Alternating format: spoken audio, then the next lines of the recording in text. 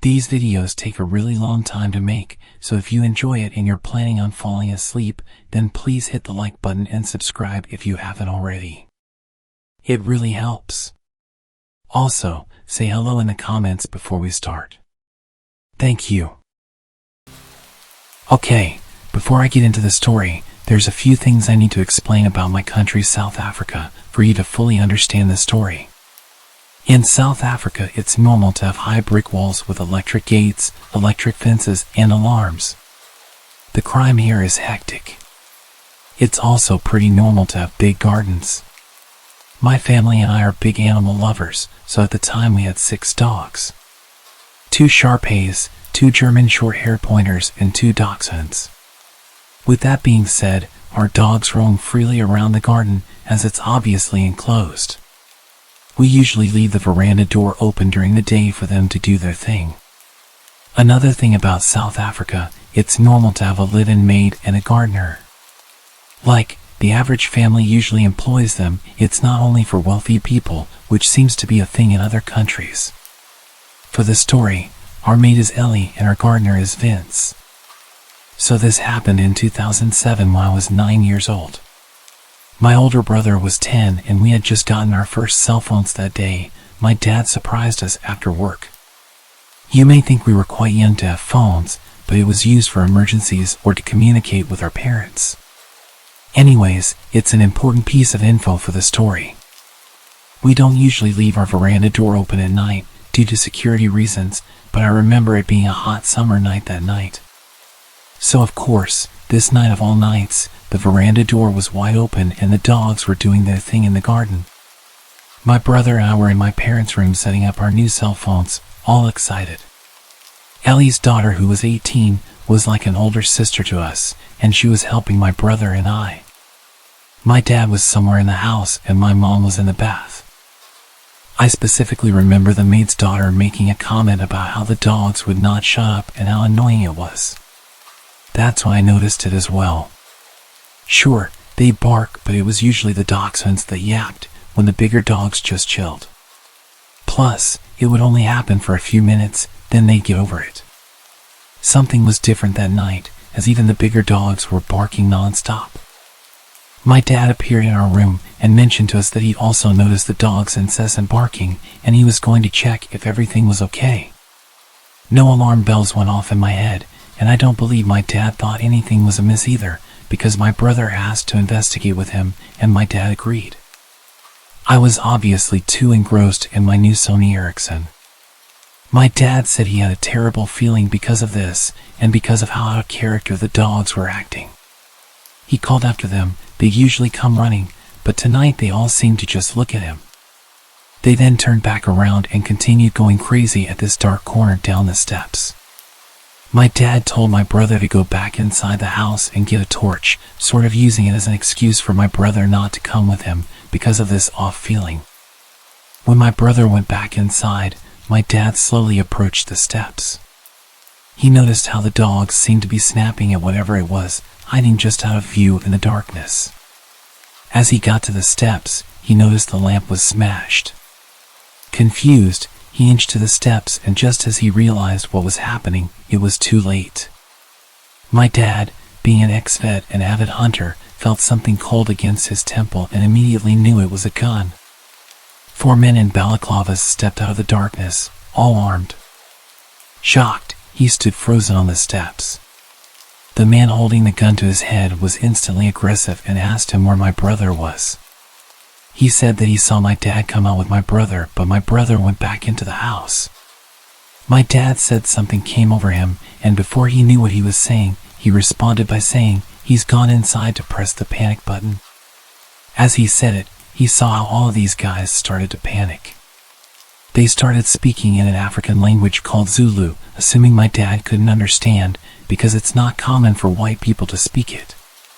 But my dad had actually grown up on a farm where he learned it fluently because of the farm workers. The aggressive guy holding the gun said, in Zulu, "Shit. The cops will be here any minute. Let's just kill this guy, grab what we can, and leave." The others seemed apprehensive, and a smaller guy seemed really on edge and continued to say how he can't go back to jail again. and they need to get out of there before the cops show, which would be any minute. He was panicking. My dad then took advantage of this guy's fear. My dad interrupted them, speaking English, pretending to not understand what they're saying, and said that we usually have armed response vehicles that drove in our area, and since my brother pushed the panic button so long ago, they'll probably be here any second. And that did the trick. My dad watched as their plan unraveled before them. The smaller, scared guys started freaking out all the other guys, saying that they need to leave ASAP, or else they'd be caught. He seemed to make the others more nervous and lose confidence until they started full-on bickering amongst themselves. Their plan was slowly turning to shit, as a third guy had put it. The aggressive guy pointing the gun to my dad's head slowly lowered it as they started fighting, losing focus on my dad and shifting his focus onto his crew. My dad then used this as an opportunity to slowly back up the steps and turn to dart towards the house. As luck would have it, as my dad ran into the veranda door, my oblivious brother was heading out with a torch. My dad scooped him up under his arm and sprinted into the house, not even closing the door behind him.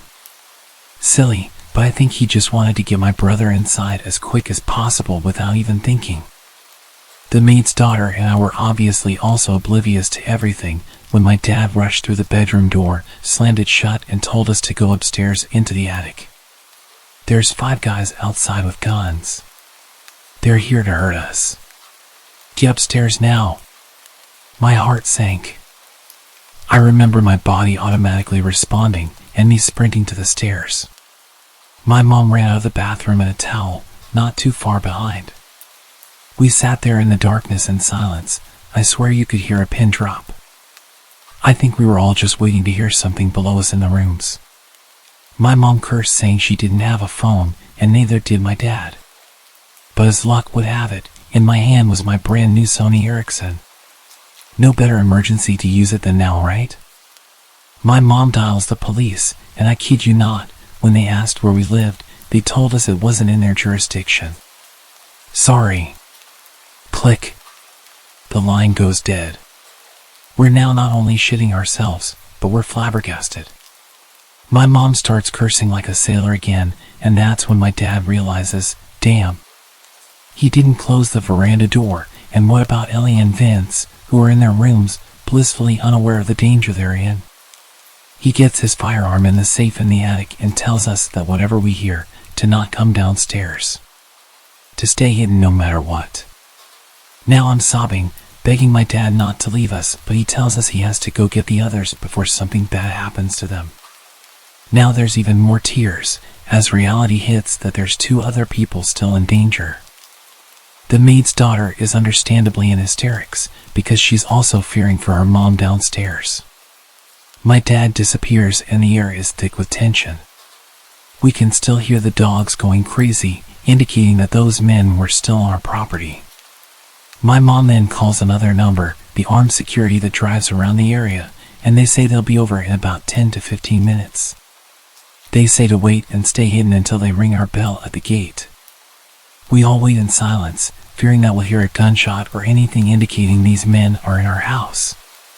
But there was just silence. The only sound was the dog's barks outside. After what seemed like hours, most likely a couple minutes, we heard stomping coming up the stairs and my heart rate quickened.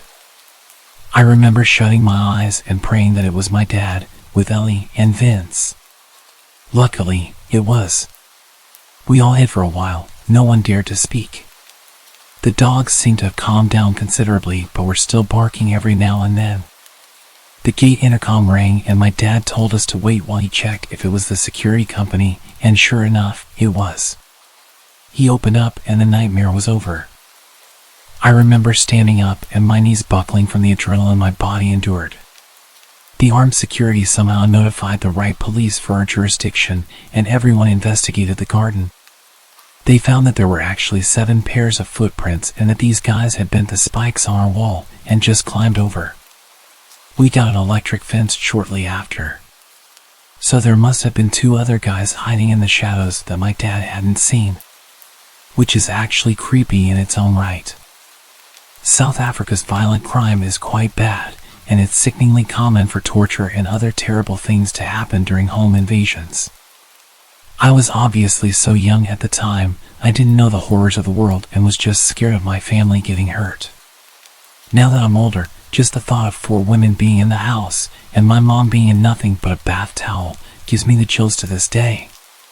The cops said the fact that there were so many guys, instead of like 1 to 3, indicates that these guys possibly had sinister intentions. Thank goodness nothing happened to my family, and I'm forever thankful for my dad's quick thinking regarding the panic button.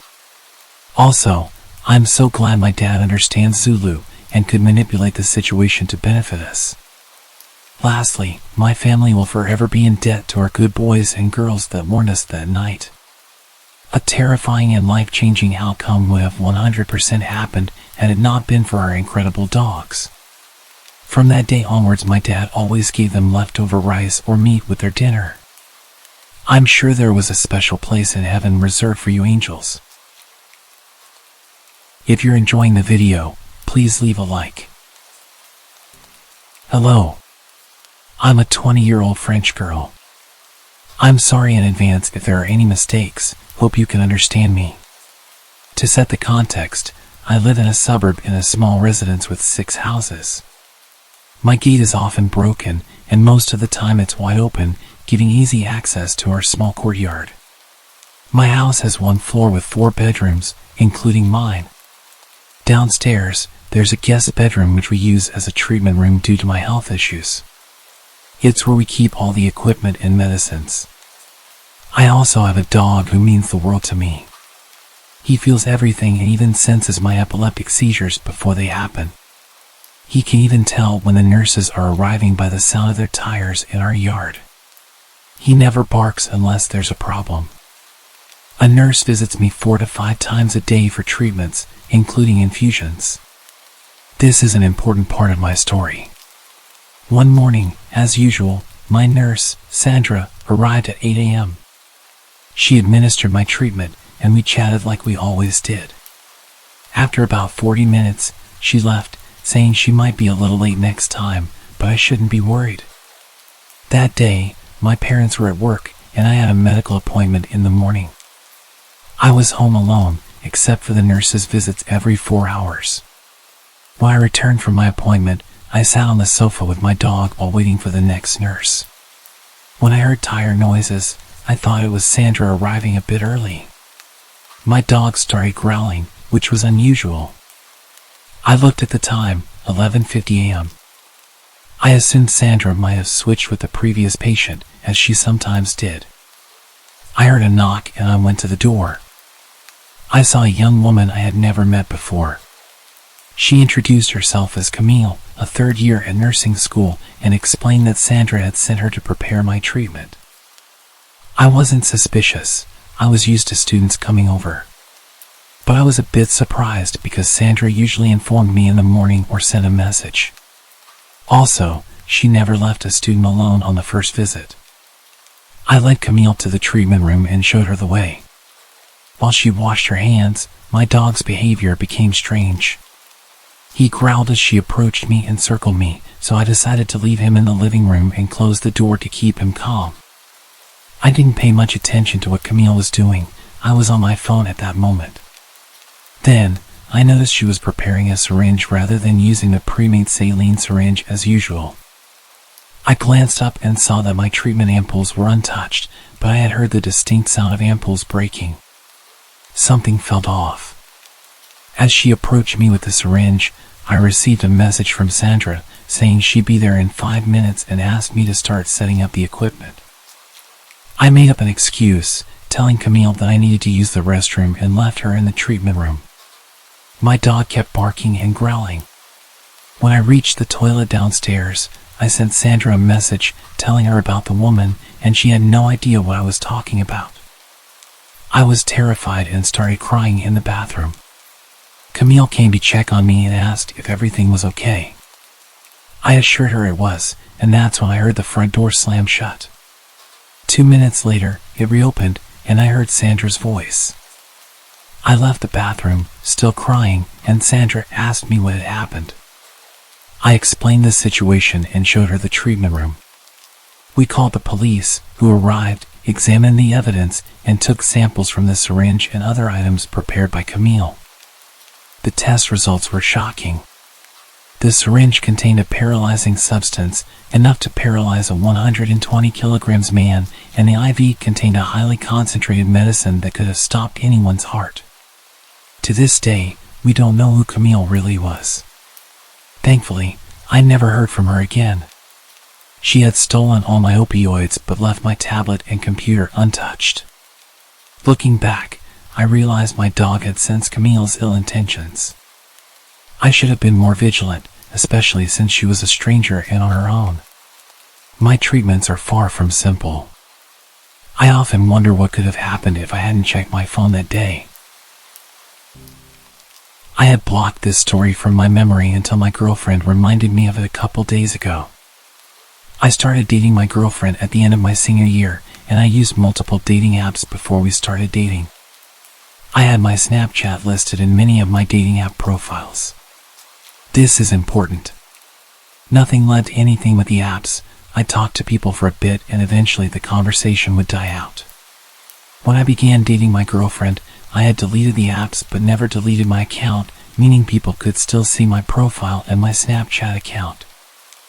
I realized this after a few people would add me, but it didn't bother me much because I'd tell them I had a girlfriend.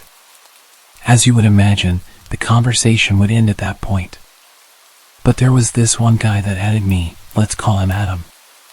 And he asked me if I was available. Being straight, I was used to guys adding me, so I gave him the usual response. Sorry, I'm straight and I have a girlfriend. I expected him to leave me alone, but it didn't stop him. At first the messages were normal. How was your day? What did you do today? Simple stuff like that.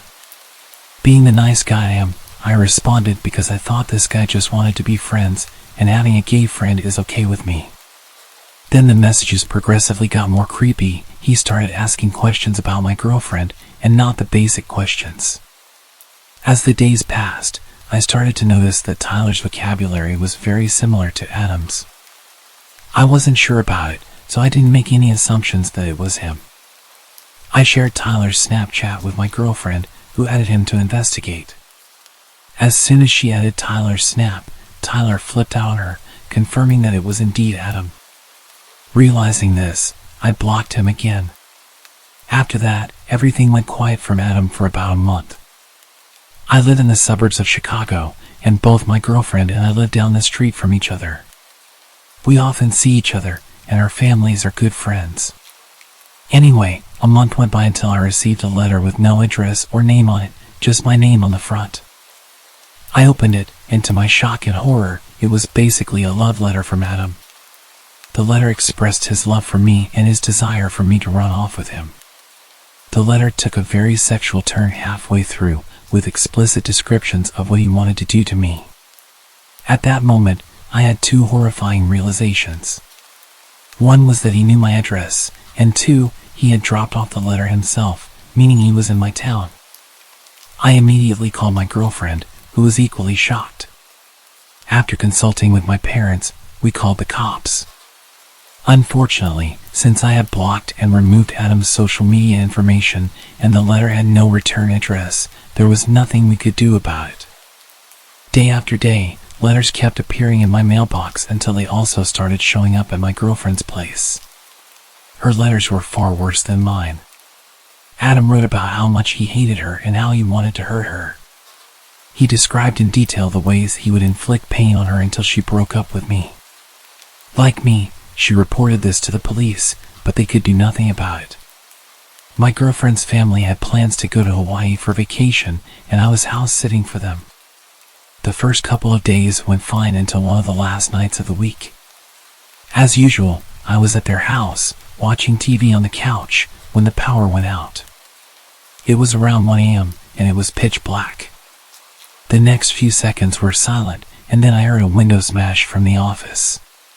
To help you understand the layout of the house, when you entered the front door, the living room was on your left, straight ahead were both the kitchen and stairs, and to the right were the office and dining room. Upstairs, as soon as you reached the top of the stairs, there was a bathroom straight ahead. My girlfriend's room was on the right, and the other bedrooms were on the left. I immediately grabbed a kitchen knife and ran upstairs to hide while I called the cops. I quickly got into my girlfriend's room and slipped into the closet. As soon as I was able to contact the operator, I heard the intruder pounding up the steps. Thankfully, I had relayed all the information to the operator in time, and she stayed on the phone as we both remained quiet. The intruder took a left when he reached the top of the stairs, which gave more time for the cops to arrive and for me to get ready, just in case I needed to defend myself. A few minutes passed until I heard the intruder start walking toward my girlfriend's room. In the precious seconds I had, I slipped out of the closet and positioned myself next to the door. As soon as he opened the door and started to enter the room, I took the kitchen knife and drove it into his shoulder. A young man screamed in pain as I heard a heavy metallic object make a large thud as it hit the ground. From there, I bolted out of the house, where I was met by 4 squad cars and cops with their guns raised. I raised my hands, shouting that he was upstairs in the right room. A few minutes passed, and the intruder was dragged out, still screaming in pain. With the siren lights flooding the street, I got a glimpse of his face. It was Adam. Later, an officer informed me that the metallic thud was caused by him dropping his handgun. Adam was from Texas and had traveled up to my state to be with me. He had rented a room at a local motel and would put letters in both my girlfriend's and my mailbox daily. He was doing this in the early hours of the morning. This was confirmed by the security footage from the motel he was staying at. On the night of the break-in, Adam had plans to kill my girlfriend and her family so that I would choose to be with him. He managed to pry open the power box, switched off the power to her house along with neighboring houses, and broke in with the intention of her being there. Well, unfortunately for him, she was enjoying a tropical vacation. To be honest, I have no idea how the outcome would have been different if they hadn't gone on vacation, and I am grateful that I still have my girlfriend as well as her family alive. So, to any stalkers out there, please stay away from my girlfriend. This happened to me over a decade ago, but I will never forget the feeling deep in my chest. Both that night and the next morning when the true nature of the situation became apparent. It was late December in a small Texas town. We just received 5 inches of snow earlier in the morning. I can't remember what time it was. All I remember is it was dark outside, and I was playing in my room. It's important to note that my room was made up of 2 parts, a mudroom with a door leading out front, then my actual bedroom. The door was an older style wood door with all the old hardware and had a window on the top half. It had a window shade, but that wouldn't stop anyone from looking in if they wanted. My room was the frontmost with my parents' room being in the back of the house. I was in my mudroom playing with my Hot Wheels when I felt something weird. Like someone was watching me. I was facing the door at this point and looked right up at the window. I was trying to focus on the little openings left by the window shade, staring for any reason to feel unsafe and run. After a while, I was sure that there was nothing, so I went back to playing. A few minutes later, I got the feeling again. This time I didn't look at the door but instead moved so that my back was now to the door, hoping that it was all in my head. Just then, the most terrifying thing happened. There was a noise at the door, like the doorknob had been touched. I was still turned around. I was completely frozen at the metal sound of the doorknob. It was moving. I didn't know how or why, but it was moving, slowly turning, testing the lock. I wanted to move, but I was frozen. It was like someone glued every joint in my body. My chest felt like a car was parked on it. My parents had been in the shower, all the way at the back of the house, leaving me at the front all alone. The only room lit up was mine. Suddenly, the knob was not being gently moved, someone was turning it with force. This door was one that had to be locked from the inside, so the knob could turn and open freely. Luckily, there were 2 deadbolts. Whoever was on the other side just figured out the knob was free to open. As soon as I heard it turn all the way, I sprung up to the wall about 5 feet from the door, my back to the wall. The door fell silent. I found myself glued to the wall, unable to move. Then, the knob turned slowly. I remember watching, waiting for it to turn all the way. When it did, whoever was on the other side started trying to budge the door and pry. At first, it was easy going, but then they started pounding into the door with their foot. They got only 2 kicks in when I unfroze and screamed for my life. I sprinted to the back of the house to get my parents. They asked what was wrong, and I said someone tried to break in. They ran over and checked, not bothering to look outside, which I pleaded them to. They just said my imagination was running wild and it was an animal or the old age of the house. They took one final look in my mudroom, not bothering to investigate any further. I was told to go to bed. It took me hours. I don't even remember falling asleep. All I remember is staring at the door from my bed, never taking my eyes off the doorknob. Suddenly, I was woken up by my parents, who were obviously distressed and seemed to be scared. My mom grabbed me by both shoulders and got right in front of me. She asked very sternly why I thought someone tried to break in. When I told them this time, they seemed to listen. I was worried how serious they were as they asked me about everything. When I was done, they said they had to show me something. They took me to the front door and out to the front yard, pointing to my door near the driveway. You could clearly see the boot prints in the snow, walking along the street through our yard and straight to my window, then my mudroom door, where I had been playing the night before. The police showed up and took a report, but nothing ever came of it.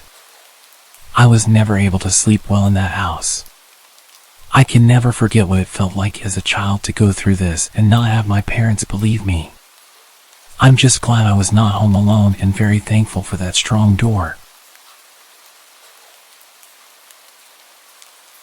If you're a fan of the video, please subscribe. I always love reading your opinions in the comments. About 10 years ago, I lived on my own and didn't have much company. I was quite depressed at the time after losing my girlfriend to a drunk driver.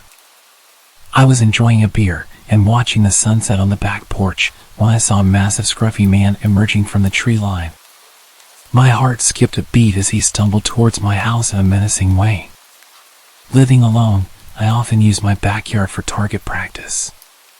And at that moment, I was immensely grateful for it. Instinctively, I rushed to bolt all the doors while frantically dialing the police. What I didn't know was that this intruder had broken in the day before through a basement window and had spent the night squatting there. He had left the basement door unlocked, and at this point, he'd made his way inside the house and was making his way up the stairs towards me. I gripped my rifle, aiming at the approaching man as he descended the hallway. I shouted at him, ordering him to stop and get on the ground, but he just kept walking towards me. I fired the first round, loaded with rock salt, but he showed no reaction. I quickly followed with a rubber bullet to the chest. Yet the drugged-up guy, who was clearly out of his mind, continued advancing. This guy was huge, at least twice my size, and I realized that whatever drugs he had in his body were going to push him through any pain that a rubber bullet would inflict. He was backing me into a corner. I desperately begged him to stop and warned him what would happen, but he just moaned at me like a zombie and shouted, "Shoot! Do it!" Then he lunged towards me. I took my third shot. It left a gaping hole in his chest. It barely even slowed him down. He kept coming, and in a frenzied struggle, he wrestled me to the ground. He was moaning and coughing up blood. Suddenly, he grabbed my face with both of his massive hands and started squeezing my head. It was utterly terrifying. I could feel him trying to burst my skull open like a balloon. I don't know how long it actually lasted, but it felt like forever. Eventually, the injury finally caught up with him, and he died on top of me.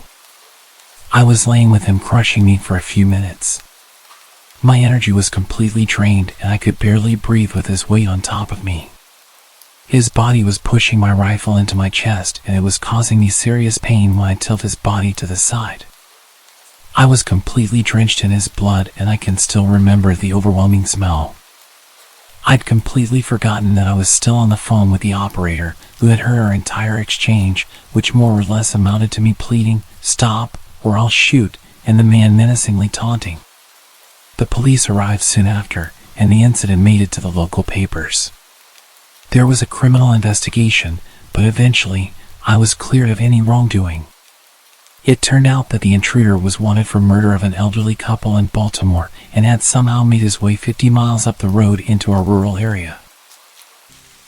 Many years ago, I used to work the night shift at a hotel in Myrtle Beach, South Carolina. During the season, it wasn't too bad, mostly families and tourists. We had on-site security back then. However, in the off-season, the winter months were different.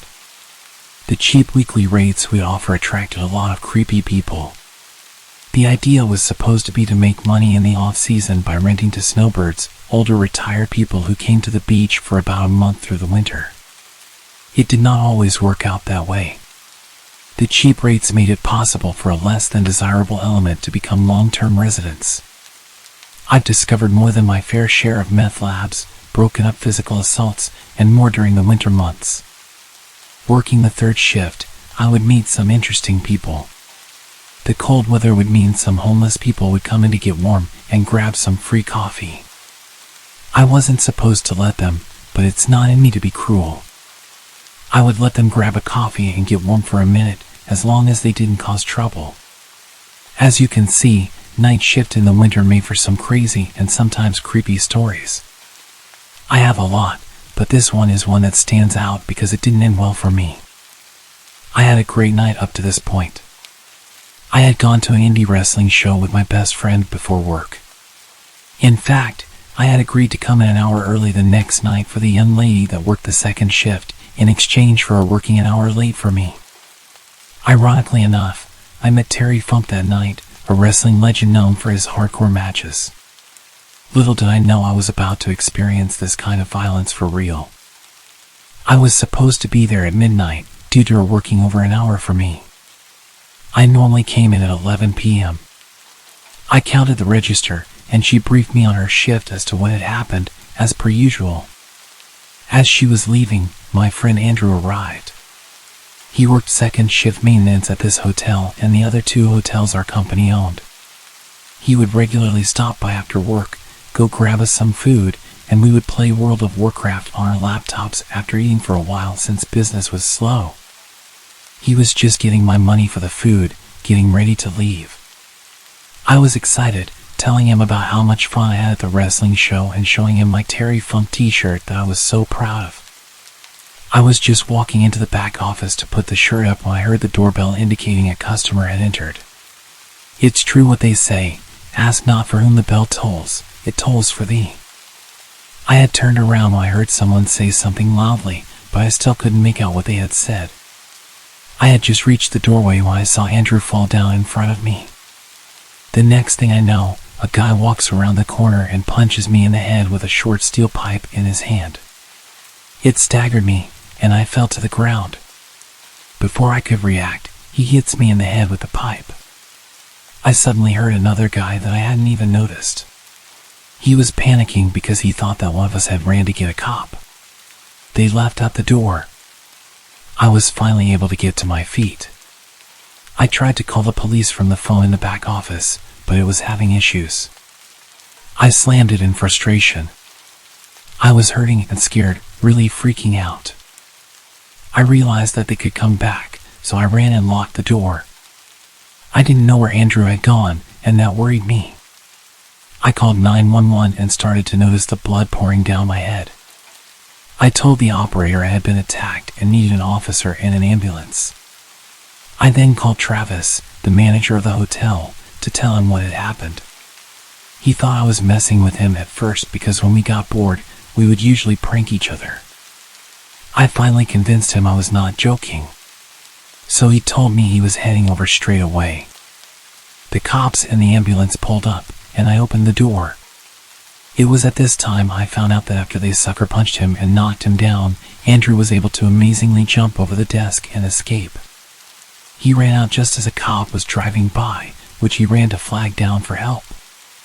I ended up in the hospital emergency room where I had to have 10 staples in my scalp and they gave me morphine for pain. I had no way to get home after being treated, but the doctor and nurses took pity on me and paid for a cab. My plan was to go back to work because this was December and Christmas was coming. I had 3 kids and needed all the hours I could get. When I got back to the hotel, the IT guy Ted was there with his wife Barbara, who also worked at the front desk. She was shocked to see me. She thought I would still be in the hospital. I thought I had only been hit in the head once after being punched. But the video which Ted was pulling for the police showed a different story. After I went to the ground, the guy had hit me not just 1 time, but 10 times in total.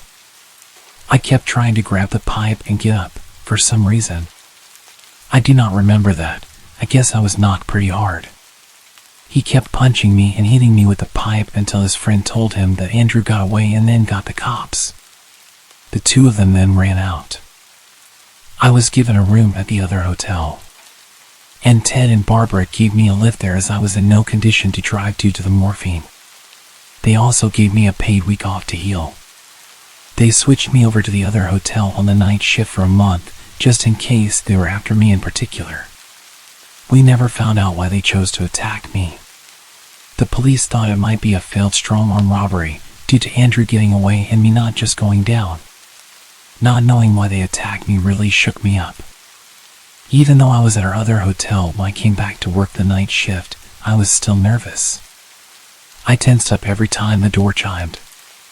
I couldn't afford to quit. As I said, I had 3 kids I was supporting. They never caught the guys as far as I know. A detective stopped by about 2 months later when I was working the second shift.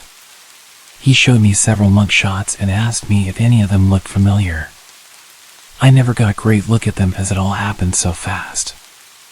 I had seen the video, which wasn't the best quality. Even so, 2 of them looked very familiar. I pointed them out, and he asked me how sure I was. I told him honestly, like 85%. He then yelled and asked me if I wanted someone to go to jail for attempted murder on 85%. I was stunned into silence. I was the victim.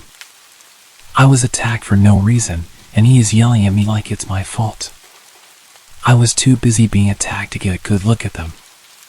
I no longer work at a hotel on the night shift, and I'm glad, because it's just too dangerous in this area. Night shifts at hotels can be risky, and after my terrifying experience, I decided it was time for a change. For a while, the memories of that night haunted me. The feeling of being so vulnerable, the pain from the attack, and the lingering questions about the attacker's motives all weighed heavily on my mind. But over time, I began to heal, both physically and emotionally. I found a new job with better working hours and conditions, which provided me with the opportunity to spend more time with my kids. The sense of safety and security that had been shattered during that fateful night gradually returned. Life moved on, and I left the hotel industry behind.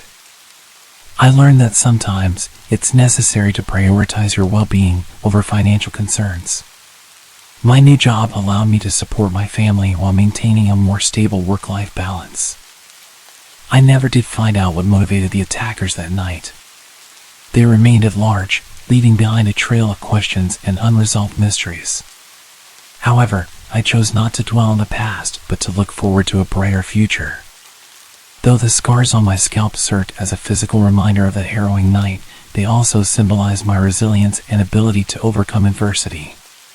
It was a chapter of my life that had come to an end, and I was determined to write a new, safer, and happier story for myself and my family. Please remember to like the video if you're enjoying the stories, leave a comment about your thoughts, and subscribe if you haven't already. I need to preface this by saying that I don't believe in ghosts or any other kind of paranormal activity. This is not an attempt to convince people of their existence. What I will say is that I have an open mind regarding things that I can't explain using logic or reasoning. I know something happened to me, I just don't know what. And nothing I've heard so far has come anywhere near a satisfactory explanation. But then, that's what had me creeped out about it. If I could just chalk it up to seeing a ghost or witnessing a glitch in the matrix, as I've heard people call it, or any of that, at least I could draw a line under it and move on. But I can't. Because I have no idea what happened that night, and neither does anyone else. I used to work for a security company that contracted overnight work for large office buildings in downtown Houston. Some of the buildings were real nice places, and their security offices had all kinds of amenities that others just didn't have. The only problem was they made for some of the most boring overnight shifts you could possibly imagine. Tough guards can be exhausting and dangerous, but boredom is a different kind of poison altogether. So you understand what I say, out of all the places that I could have expected my scariest night working security, these places didn't get anywhere near the top 10. One of the buildings we worked in had a bunch of different offices on each floor with a layout, each one being shaped like a letter U. Each of the floors was owned by a different company for the most part. Anyway, so most had a different design but the same layout, and part of that layout were those polished metal plates that sat on the corner of each corridor. They were positioned at the 90-degree angles in the U shape. At first, I figured it was just an odd design choice. Then I figured out that they were like mirrors. If someone was walking down the connecting corridor and you couldn't see them, you'd be able to see a little movement in the polished metal so you wouldn't run into anyone or get a fright. Kind of clever, right? Well, listen to this. One night, I'm working the overnight shift with 2 other coworkers. When it comes my turn to perform a physical sweep of the building, we had most of the building mapped out with cameras, but no security guard worth his salt relies on electronics. So every half hour, one of the guards would take a quick walk around each of the floors just to make sure everything was A-okay. Most of the guys would just take elevators up and down, but it was around this time that I decided to take the stairs a few times a night to get some exercise. I was a few pounds heavier than I wanted to be, and walking up even 5 or 6 flights of stairs sucked. So I took as many flights as I could, then took the elevator the rest of the way. It also helped kill time on those hellish shifts. Anyway, this one time, I managed to hustle all the way up to the 9th floor, which was totally a new record for me. But I was completely out of gas. I literally had to lean against the wall to catch my breath, making sure to stay in the stairwell's blind spots so my coworkers wouldn't watch and laugh at me. Once I had myself together again, I walked out into the corridor and towards the first bend in the U-shaped layout that I mentioned earlier.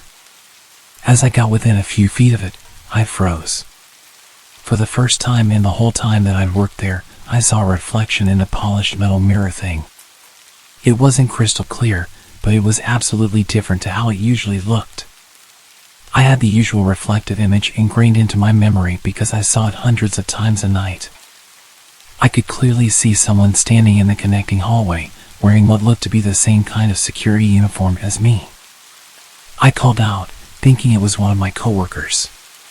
Then the white shirt shape suddenly moved out of sight. Now, right away, I thought this was a prank. I caught them trying to scare me. So, as I'm walking around the corners, I'm kind of calling out, "Hey, I know you're there. I saw you in the reflection." I get around each corner, but I don't see anyone. I assume the guy had ducked into one of the conference rooms or offices as a backup. I checked all of them, and they were all empty. I called down on my radio to make sure someone was really up there with me and they're just hiding in a closet or something because they're a bunch of immature idiots.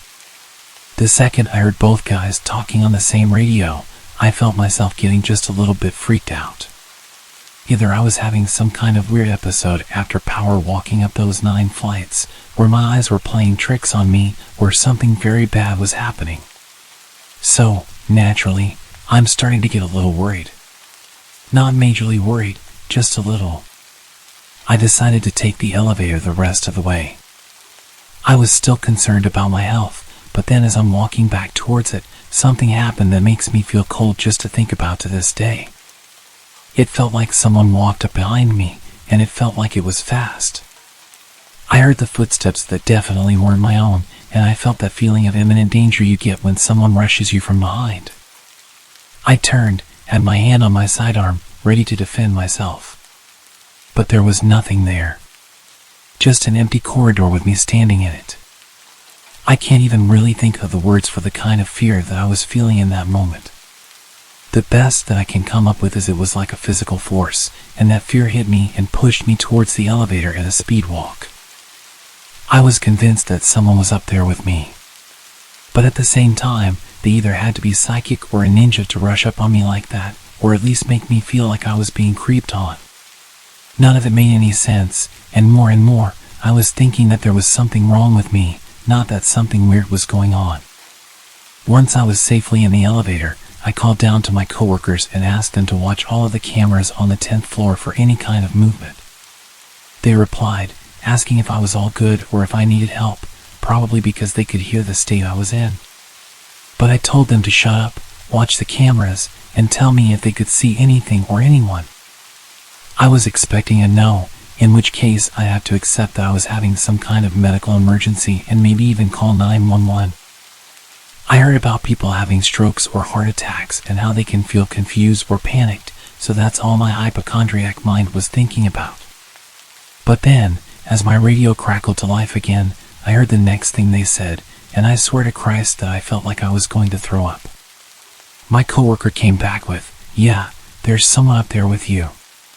We're headed for the elevator right now." I sent it down to the ground floor, and if I'm being honest, I was weirdly relieved. I wasn't about to have a stroke, and I wasn't going crazy. There really was someone up on the 10th floor, and they were about to get messed up for scaring the living daylights out of me. We swept all the rooms together, calling out to this potential intruder the whole time, saying things like, "Come on out, and you're only getting trespassing," and even saying things like, "This is a heck of a way to get yourself shot." We were just bluffing, and it wasn't a huge issue that we didn't find this intruder. They could have easily used the stairwell to escape to another floor. But instead of going and hunting them down, we just headed back down to the security office, watched the cameras, and waited for the real cops to show up.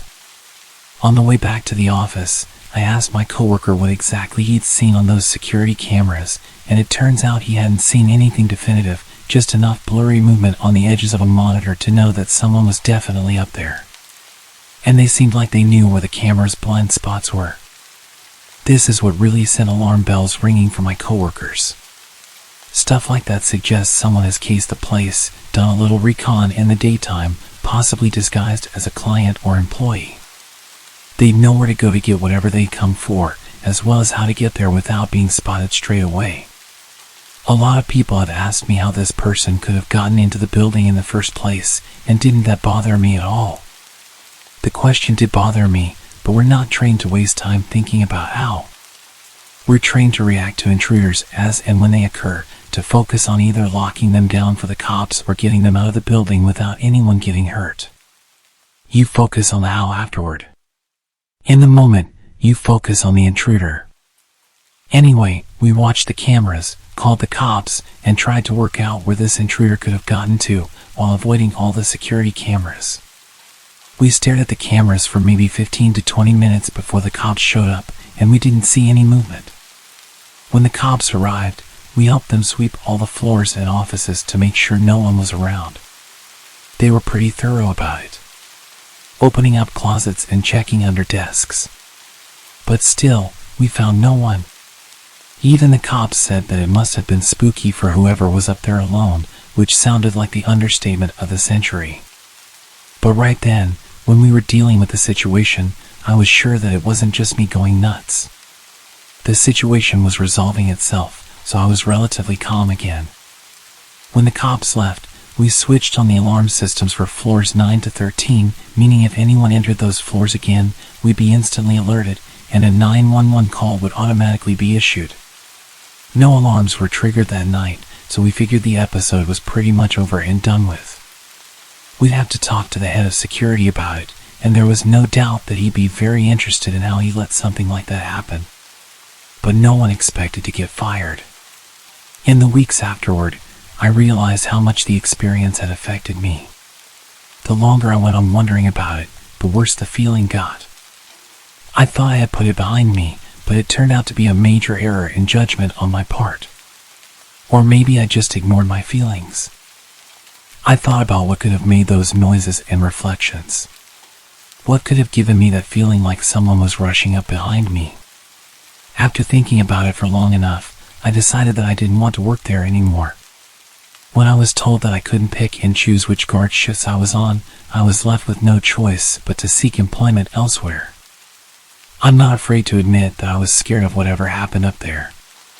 Rather than going down some crazy rabbit hole trying to explain it, I thought it was better just to walk away and start fresh someplace else. It's never happened again, nor anything like it, but you can bet your bottom dollar that if it does, I'm out of there. A couple of years ago, I was living in Colombo, in Sri Lanka, at a small hostel on the outskirts of the city. The hostel catered to long-term guests, so I got to know everyone who lived there pretty well. Among the residents, there was a guy named Raj, and Raj served as a middleman of sorts in the local casinos. The casinos in the area were incredibly shady places, filled with Russian mobsters and other low-life criminals from China and India. While the casinos were technically illegal, they managed to continue their operations through bribery and government coercion. I visited one of them once, and it was a surreal experience. Now, my friend Raj's job was to take online bets from Indian clients and then place those bets physically in the casino. Essentially, he played with their money and acted as the intermediary, allowing individuals to play from another location. He participated in some high-stakes games, handling large sums of money for some powerful people. It was a recipe for disaster waiting to happen. One night, Raj messed up big time. One of his clients managed to gain access to his online system and stole all the money his other clients had deposited to play with. The amount stolen was significant, with some losing well over $50,000, a fortune in this area. We only found out about the theft after Raj's sudden disappearance, and we discovered a cryptic note left in his bed, saying, "It's sad, don't look for me, I'm leaving." Among other things. The guy had vanished overnight. We filed a police report and waited to hear anything. After a few days, the police returned to the hostel, asking if someone who knew Raj could join them. The locals in the hostel were afraid to go with the police, so I volunteered. They took me to their headquarters, leading me to the back where I was shown photos of a body cut into pieces. It was Raj, brutally dismembered and dumped into the nearby sewer canal by an unknown assailant. They brought me there to identify the body, but they never found out who was responsible for this gruesome act. The images from those photos have haunted me, and I'll never forget them. I left the hostel shortly afterward. Raj might have been involved in some shady activities, but he didn't deserve such a gruesome fate. Don't forget to like the video. Thank you for your support. I work as a baker for a small bakery in a tourist town. I'm regularly at work around midnight most nights. I'm pretty close to the local strip of bars and clubs, so I hear late-night partygoers, sirens a few times a night, and people yelling. That kind of stuff. The weirdest story, which started out creepy but didn't end that way, was when I opened the door around 4 a.m. to someone knocking. The only reason I opened the door is because my boss had literally just texted me, saying we might be getting an early delivery, so I thought it was that. I opened the door, and no one's there. I glanced around, thinking they knocked, and ran back to their truck to start unloading. Then suddenly, someone steps out of the shadows, looking like Slender Man. I panic but hold it together pretty well. Once they got out of the shadows, it obviously wasn't a monster. It was just a tall, skinny girl with no pants on, no shoes, and a shirt that obviously wasn't hers. This poor girl then asks me if she can borrow a phone. It clicks in my mind what could have happened, and I tell her to come in. I let her use my phone. She tries to call her boyfriend and tells me that essentially she just woke up after passing out. She didn't know where she was, and I was the only light on the street. I didn't ask what happened to her, but she was saying something about pulling a firearm earlier and was hyperventilating over the cops being called on her, so I didn't call them. Her boyfriend never answered the phone, but I helped her figure out where her hotel was. Luckily, it was on the same block we were already on. I couldn't leave to walk with her or drive because I had a million things in the oven. I actually gave her my phone with the place pulled up on Google Maps and the flashlight on. She walked there, made it back okay, showered, took a nap, and brought me back my phone later in the morning.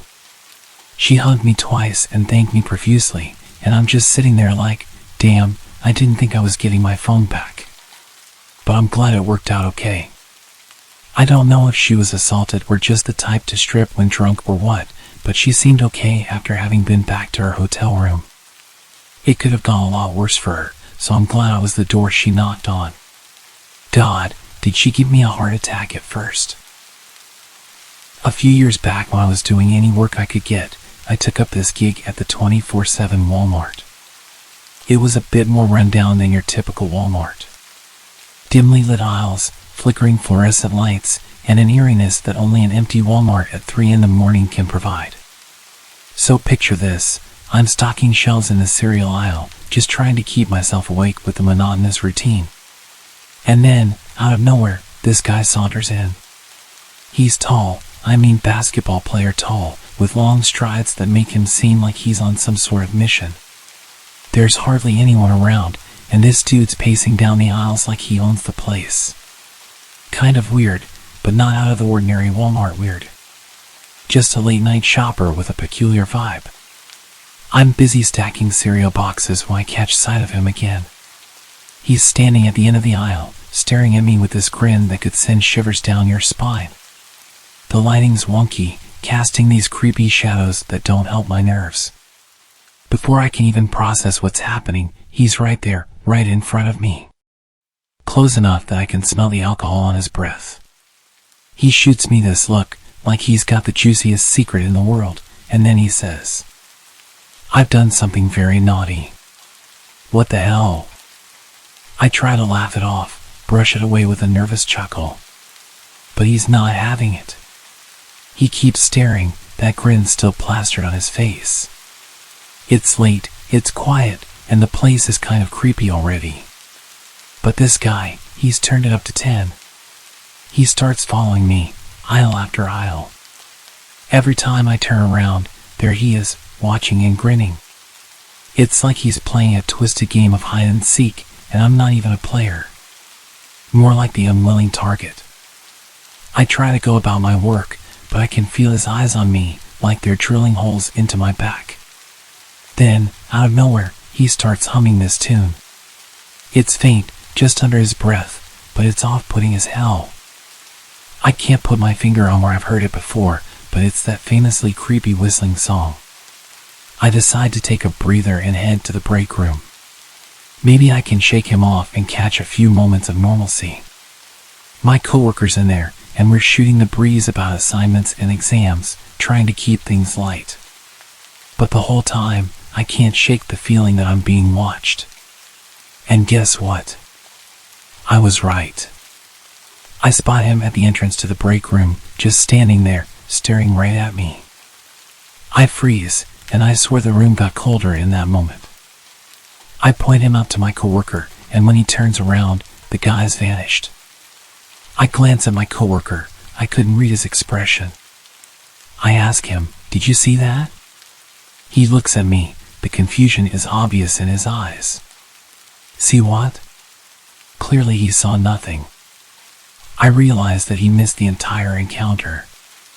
It was only me who saw him. I run my fingers through my hair, feeling a mixture of paranoia and frustration. "Never mind," I mutter, dismissing the topic. Maybe I'm just letting my imagination get the best of me. It was late and I'd not slept properly in days. My coworker's not as intrigued as I am.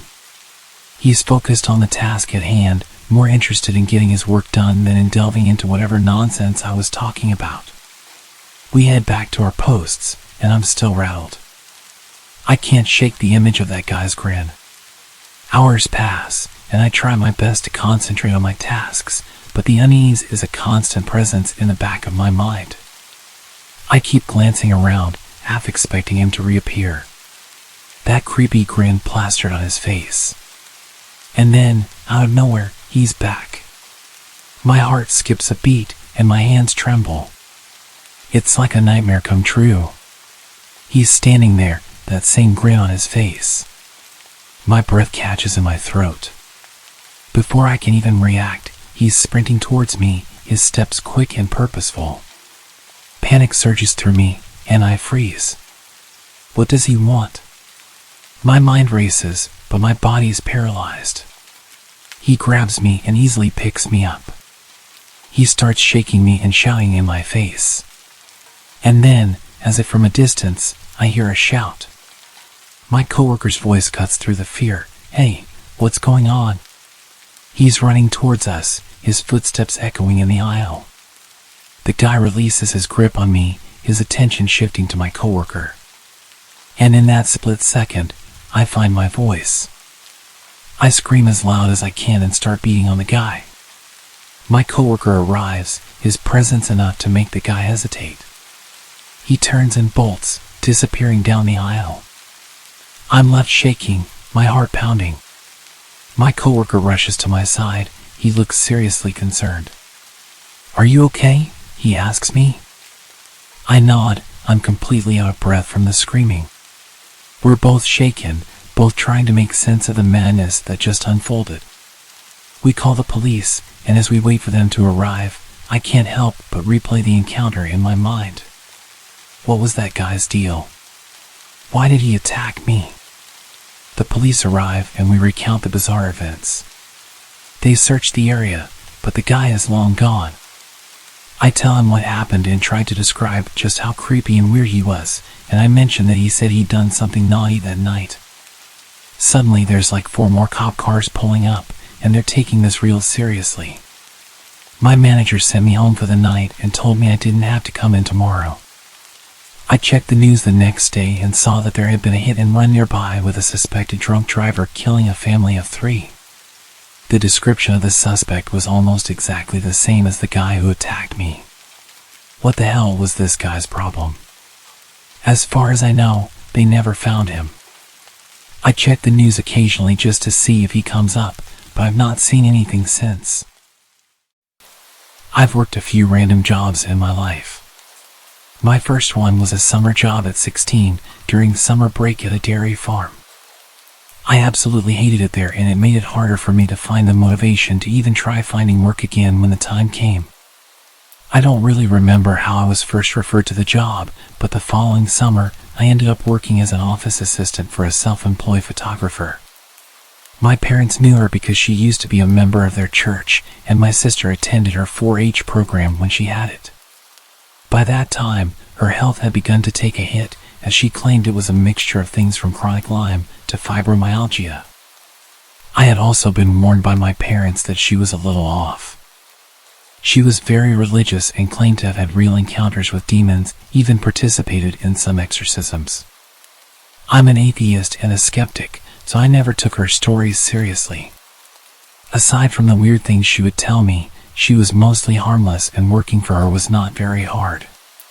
The job basically required me to do a lot of data entry, as well as help prep her photos with some minor editing. She would also make me add her company watermark before uploading them.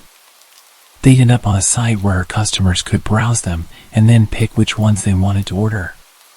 She primarily photographed horse events, dressage, stadium and cross-country jumping, etc. And for the first several months my job was in her living room, which was basically my office space at the time. Eventually, I was talked into tagging along at shows where she trained me as a photographer, and soon I was shooting at the events along with her. It was boring work, I won't lie. I'm not a horse person. But things didn't get weird until a year later when I learned the hard way it was not her that I needed to worry about. She had 2 sons. One who was out of state, the other who was in the Navy. The latter of the 2, a guy called Nathan, I had only heard small things about. He was somewhere on the autism spectrum, but she was never clear on what exactly his diagnosis was. When he finally returned home and I met him for the first time while working in her living room, he seemed like a nice guy. A little odd, but not concerning. He was obsessed with movies, and being a bit of a movie buff myself, Whenever he would venture to the living room to strike up a conversation, it would almost always be about whatever movies we were into or were excited to watch. I should point out here that I was 18 and he was in his mid-30s. At some point, he got it in his head that I was interested in him, though he never said anything directly to me. I had to find out about it from my parents. My mom worked as the secretary at the church, and Nathan somehow found out. I can only guess my boss had told him. One afternoon, Nathan showed up at my mom's desk and started gushing about his feelings. He talked about how much fun I was, how he loved talking to me, how he was planning to take me to the movies and take me to his church, and all these other plans he had for me. My mom was beyond uncomfortable, as was the pastor who happened to overhear it. And when I got home that night, she told me what had happened and suggested I make sure not to lead him on. I was completely baffled because I hadn't done anything. We'd never even discussed the possibility of doing anything together. I got even more uncomfortable around him over the next few weeks. I made an effort to acknowledge him less when he was around and keep the conversation short while stressing I had to do work. Eventually he got his own place and moved out of his parents' house, so I figured the problem had solved itself. A couple years later, I had moved out, my boss's company had closed, and I was working somewhere else. I was friends with both my boss and Nathan on Facebook, and around that time I was finally coming out as an atheist, something I couldn't do while I was still living at home. One night, my old boss messaged me, asking about a ring I had on my finger. It was a black ring with a white solid star in the middle of a black circle. Already knowing where she was going with this, I told her it was just a ring. She started accusing me of wearing a pentagram because she didn't know what a pentacle was and that I was promoting Satan. I tried several times to explain to her that not only was it not that symbol, but that also paganism has nothing to do with the devil anyways, but she refused to listen, so I just ignored her. It was typical behavior of her and not worth the argument. The next morning, I had a message from Nathan telling me I needed to come to his church with him. I told him no, and the messages I received back gradually grew angrier and angrier. He went from asking to demanding I go with him. He told me I was lost and that I would not find the answers I needed by living the life I was. Eventually he outright said he thought the fact that I was wearing a pentagram was disgusting and that I was opening myself up for possession. Knowing there would be even less of a point in arguing with him than there was with his mother, I went ahead and blocked both of them, deciding I was done with it all. Then he started showing up at my workplace. He would always search through the store until he found me, and then once he did, he would corner me and not stop talking to me no matter how many times I tried to dodge him or tell him I needed to get back to work. Eventually the managers caught on and started intercepting him whenever he showed up. I wasn't making enough to pay the rent with that job, so I had to take up a second one. Within a week of working my second job, which was in a different town, he started showing up there. This time I told the managers who he was, and after that, every time he showed up, I was allowed to hide in the back room behind a locked door while they sped his order along and got him out. One of those many encounters, while I was hiding in the back, one of the managers was back there with me, inputting employee time punches into the computer when the both of us heard Nathan shout in our direction. "I know you remember me." That was the last straw for them, and they told him his business was no longer welcome there. He stopped showing up at my other job as well for a while. Fast forward to a few years later, I was getting used to not having to look over my shoulder every shift or check the parking lot for his truck. Then one day, he reappeared. He was browsing a section I was walking past when he spotted me and got this deer in the headlights look. I made a beeline to the break room because just seeing him made me scared. After that, he started showing up regularly. I would always find ways to dodge and avoid him, but he would still eventually spot me and know I was still there. I was debating whether or not to tell the managers, because at this point it had been a while since he had done anything, and saying something just because I was nervous didn't feel right. Call me a coward or an idiot, but that was my thought process. What happened next made me regret not speaking up. It was bound to happen eventually, but one night he managed to catch me while I was at the customer service desk. He approached me and said hi, and I immediately started to look for someone to signal over so I could make a break for it. But before I could say a word, he said something that made me feel sick. "How's your little girl doing?" "She's 3, right?" I looked at him, horrified. I had him completely blocked from all of my social media. I had his number blocked. I was living at a new address, and I had not seen or spoken to his mother since she confronted me about my ring. I had not told either of them I was a parent now, or that I was married, and I was not friends with anyone who knew them. "How's your husband doing?" "He's good." "He's a good man," I said, trying to reinforce the idea that I was not available to him and that I had no desire to have anything to do with him. "Really? Where does he work?" At this point, I felt like I was going to pass out. Thankfully, another employee approached, and I got the hell out of there. As I was leaving, he called out behind me. "I'll see you again. We'll talk. We'll go out and do something together." "We will." I reported him to the managers, telling them everything about the encounter, including all the information that he should not have had. They were able to pull up his face on CCTV, and while I have not heard anything, I'm guessing one of them finally managed to approach him because I haven't seen him since. This has been going on for 10 years and I want it to finally be over. If he shows up again, I'm going to the police, but I'm seriously hoping it never comes to that. I just want him to stop. I haven't seen him since the incident with my managers. I think he may have gotten scared off. Turned out one of my coworkers used to work with him too at a different job, and she also made a complaint about him to the managers. I don't know what they did with that information afterwards, but I know he hasn't shown up since. It sounds like they plan to call the cops if he sets foot in the store again. With 2 employee complaints of stalker-like behavior, they refuse to ignore that.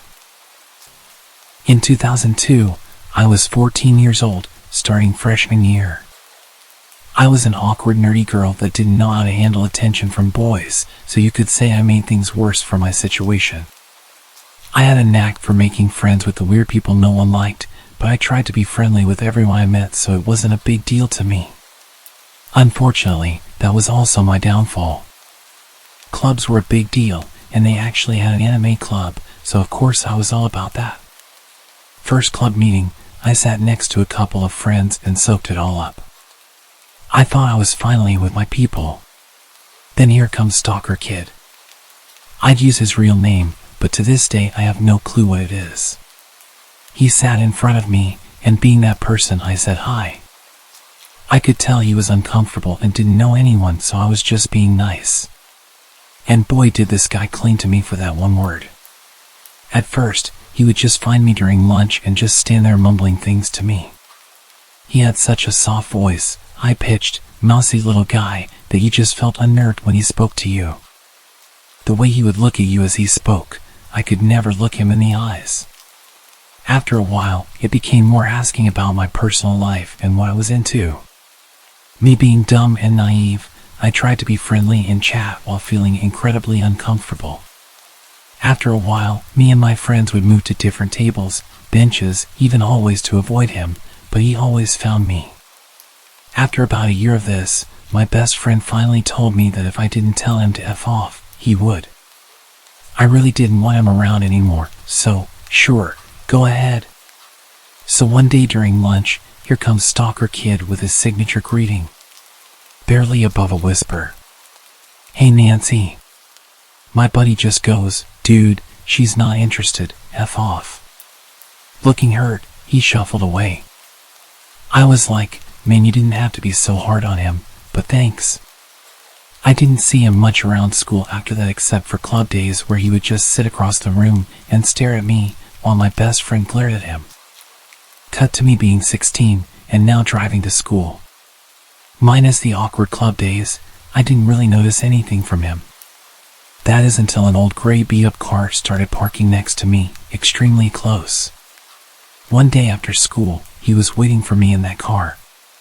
He started asking me how I've been, talking about prom and all that stuff. I was trying to rack my brain on how he knew that was my car, unless he had been watching me before and after school. I started getting there later and leaving later to avoid him because he was like clockwork. Finally, a boy I used to be friends with in elementary school was walking out with me and made a comment about how that guy is always next to my car and asked if he was my boyfriend. I immediately said no, and he's always following me around, and I hated it. It was really starting to freak me out. Bless this guy, because he walked right up to him and scared him off, threatening if he ever parked near me again he would kick his ass. I figured maybe that was enough to keep him away. So again, there was a small space where I would hear nothing of him except for my friends who had classes with him telling me how creepy he was. One friend had art class with him and said he would draw naked women constantly in his books. Junior year is wrapping up, and I started giving my best friend Jack lifts to school. He was on my way, so I figured why not. At some point, Jack started noticing that little gray car was always heading the same way after school and made a joke about stalker kid living next to him. Small world, right? I could only be so lucky. One day, as per usual, little gray car was following us, so we took a detour. Sure enough, he was with us every step of the way, and it was no longer a joke. We both started freaking out. I pushed the gas pedal as hard as my foot could push it and got the hell out of sight. A few other things happened. In order to get into prom, he had to ask someone from my year.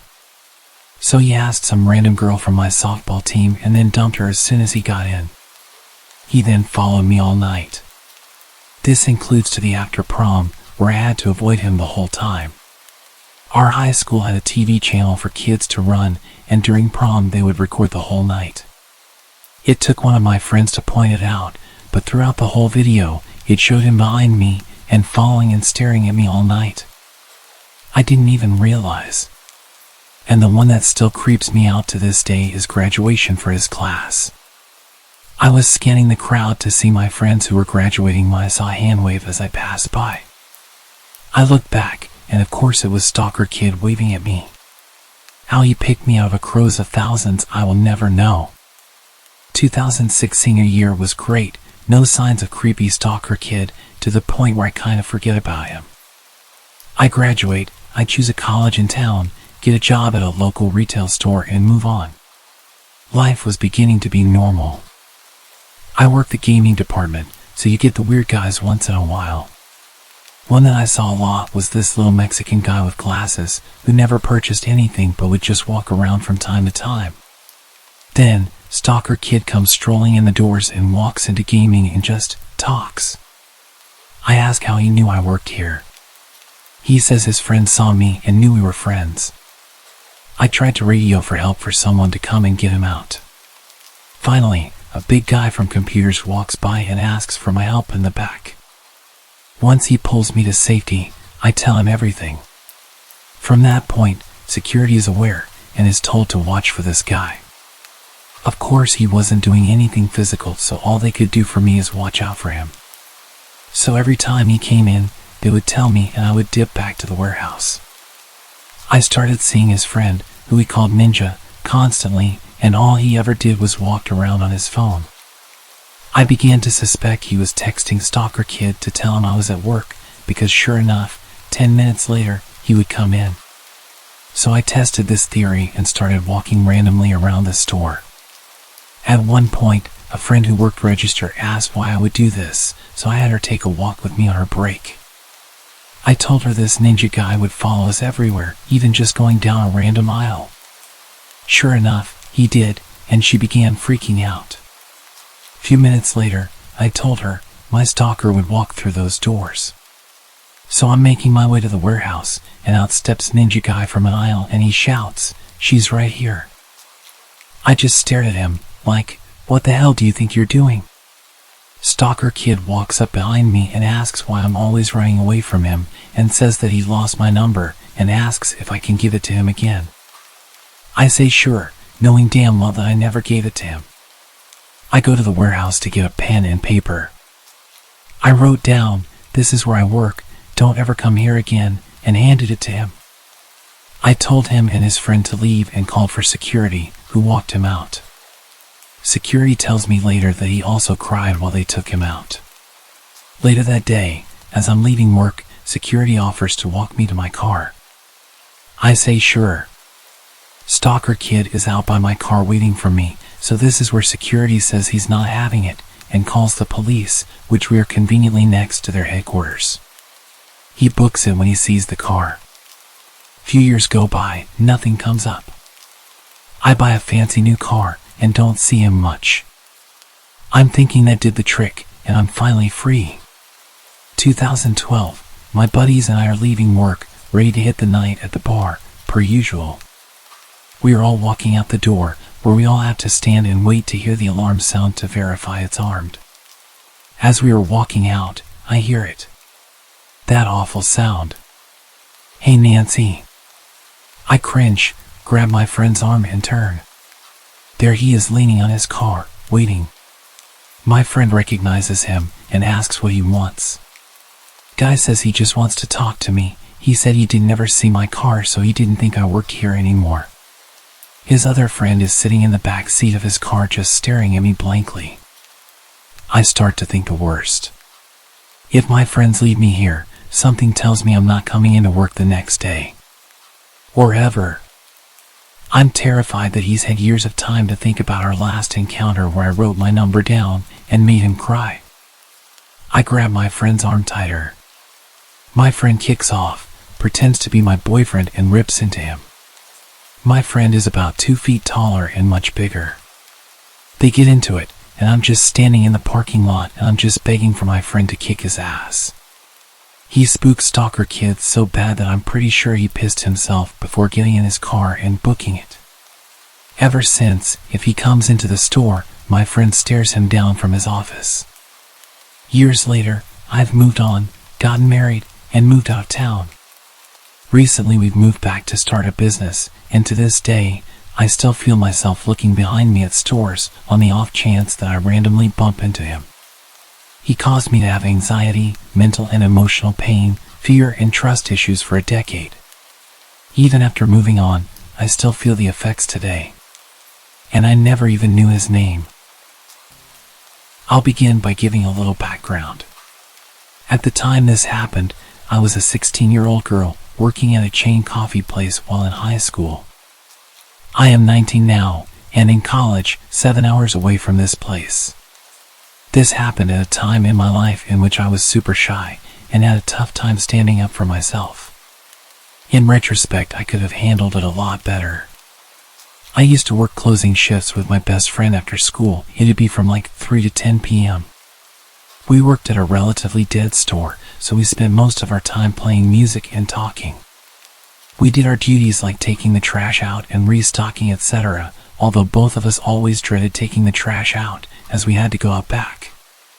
The dumpsters were behind the store, in a dimly lit area, next to a sketchy liquor store. One night a man came in pretty late. It wasn't unusual to have customers come near closing, it was just uncommon to see anyone we didn't already know. Our store was mostly just regulars. He was lanky, and probably around 30. I mostly just remember his eyes. They were piercing, the type that never break a stare. I remember initially thinking he was attractive. Yikes. The way he spoke was short and concise, just ordering a small hot latte. I made his order and that was it. I told my friend about how I thought he was attractive, and we then started referring to him as the small hot latte guy. We always call people by their drink orders. He came a bunch of times after that. Each time staying a little longer and longer, talking a little more and more. One day he came with a woman, presumably his girlfriend.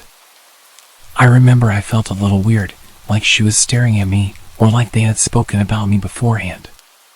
She glanced over at him and said, "Wow, she is pretty." I didn't think much of it, said thank you, served them, and I thought that would be the end of it. He then began showing up and talking to me a lot without her. He started off as being friendly. I honestly don't even know what we talk about. Then he got kind of flirty. Initially I was just flattered, but being underage and immature, I didn't even think about the fact that it was kind of alarming. He began to stay for a while. Sometimes he would bring a laptop or a notebook. I could feel him staring at me, and listening to our conversations. But at that point, I wasn't getting creepy vibes from him, as my coworker and I had dealt with our fair share of creeps. He began by just giving little snacks or drinks. I would accept, but would never eat or drink them. It wasn't that I necessarily thought he had ill intentions, I just had a hard time accepting gifts. I remember one night he brought me a book about one of his favorite artists. I reluctantly took it but had tried to decline before. I remember telling him about one of my favorite musicians and sent him a link to a performance I really liked. He started being kind of sexual while still talking about the song. He then began talking super suggestively, and I would laugh it off and decline when he asked to send pictures. I began talking less and less and told my friend about the situation. She agreed that it was getting creepy and said I should maybe change my schedule. I told her I'd be fine, I'm stubborn. He'd still come every week at closing time, and he'd even stay in his car till we closed. Meaning he'd watch me go to the back to take the trash out. It was time to take out the trash and lock up, so we got ourselves together. I was opening the door while juggling like 3 bags of trash and saw something on the ground. I was confused at first, but then realized what I saw. It was flowers and a note. I felt sick to my stomach and looked around the parking lot. I didn't see his car. I threw them away immediately and told my friend I didn't want to read the note. She read it and told me I had to. It was something to the effect of, "I've never felt so connected to someone. You're breaking my heart. Please don't do this. I'm sorry." Looking back, I honestly didn't lead him on, but initially I felt as if I was in the wrong. Nonetheless, we turned the corner to take the trash out and both prayed the parking lot was empty. It was not. Let's just say the trash was not going to get taken out that night. I continued working there and still worked there on my breaks from college. I had different hours after that. Nothing happened for some time until one day he appeared again, just before I was supposed to leave for college. It was around 3 p.m. It was busy. He came in, stared at me, and then he left. That was the last time I saw him. Looking back, I was so naive and could have handled the situation so much better. I am forever thankful to my friend. She really supported me that whole time. A year ago, I used to post my entire life to Snapchat. It was my go-to app for sharing bits of my life with friends and family. But then something happened that made me reconsider my online presence. One day, out of the blue, I received a friend request from an unfamiliar username. I didn't think much of it at the time and accepted the request without a second thought. It was just another random person, or so I assumed. Months passed, and I forgot about that peculiar friend request. My life went on, and I continued sharing snippets of my daily activities on Snapchat. Little did I know that someone was watching, very closely. It started innocently enough, with an unexpected snap. I opened it, thinking it was probably a friend sharing a funny meme or a cute pet photo. But as the image loaded, my heart almost stopped. It was an eerie, edited version of an old Snapchat story I had posted months ago. Floating love hearts surrounded the image, and the caption read, "Can't wait to see you." The chill running down my spine was hard to ignore. How did someone get access to my old stories? Who was behind this? Days turned into weeks, and more edited snaps kept arriving. Each one featured pictures taken from my past stories. The captions became increasingly unsettling, referring to my personal life. "How was your McDonald's on Friday?" And another said, "I loved that movie you watched last night." The sense of being watched was inescapable. I felt exposed and vulnerable, as though a stranger had invaded my privacy. It wasn't long before I decided to check Snap Maps, the feature that lets you see the real-time locations of your friends. My heart raced as I zoomed in on the map. There it was, a bit too close for comfort, the location of this creep. He was nearby, and the thought sent shivers down my spine. I couldn't shake the feeling that this was no ordinary prank or trolling. It felt personal, like someone was playing mind games with me. Fear gripped me as I realized the mysterious friend was getting closer to my location. I knew I had to act fast. I began taking screenshots of the disturbing snaps for evidence. Then, I contacted the local authorities and reported the unsettling situation. The investigation that followed uncovered the identity of the creep. To my shock, it turned out to be someone I met at a party months ago. I'd been warned about how creepy and weird he was. He would just invite himself to parties and nobody wanted to be rude and kick him out, so we just tolerated him. To be fair, I had no issue with him and spoke with him a little bit throughout the night, but didn't see much of him. I guess being nice to the social outcast when everyone else kept him at arm's length was enough for him to become obsessed with me. They didn't end up charging him with anything, but they told him to leave me alone and explained to me that I could get a restraining order, but I didn't see the point. This happened a couple of months ago, December of last year. I started working a new job in the mall and had to work for most of Boxing Day. I was done at 10 and transit seemed to have ended at 7. I'm a student who didn't go home for the holidays due to this job and never had to deal with holiday transit hours. I decided to call an Uber and the driver picked me up right in front of the mall. We had a casual conversation during the drive back and he learned about where I worked and how I'm living on my own for the time being since my roommates went to their hometowns. Fast forward to the next day at work, around 6 p.m. This driver walks into the store and tries to strike a conversation with me, but I told him I had to get back to work.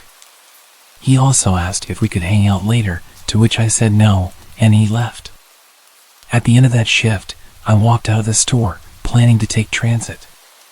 As soon as I stepped out of the store, the driver immediately pulled up next to me and offered to give me a free ride back home. After going back and forth with me declining and him saying it's free, I decided to walk away and caught a bus home. I was pretty overwhelmed by the fact that he showed up to my workplace and waited 3 hours until I was done with work to offer me a ride home.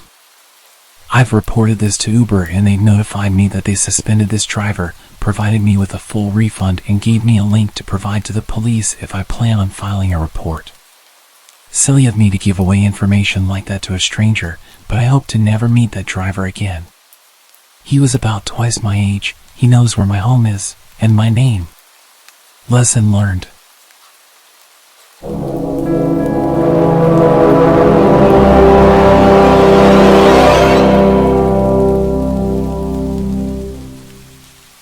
To preface this, I love to drive. I've loved to go on drives for hours to nowhere, with no destination in mind, just me, my music, and the road ahead of me. Living in Nebraska, I'd often take back roads or lonely highways cutting through the countryside to small towns and eventually cities. And I'd usually take these drives at night since there was less traffic to worry about.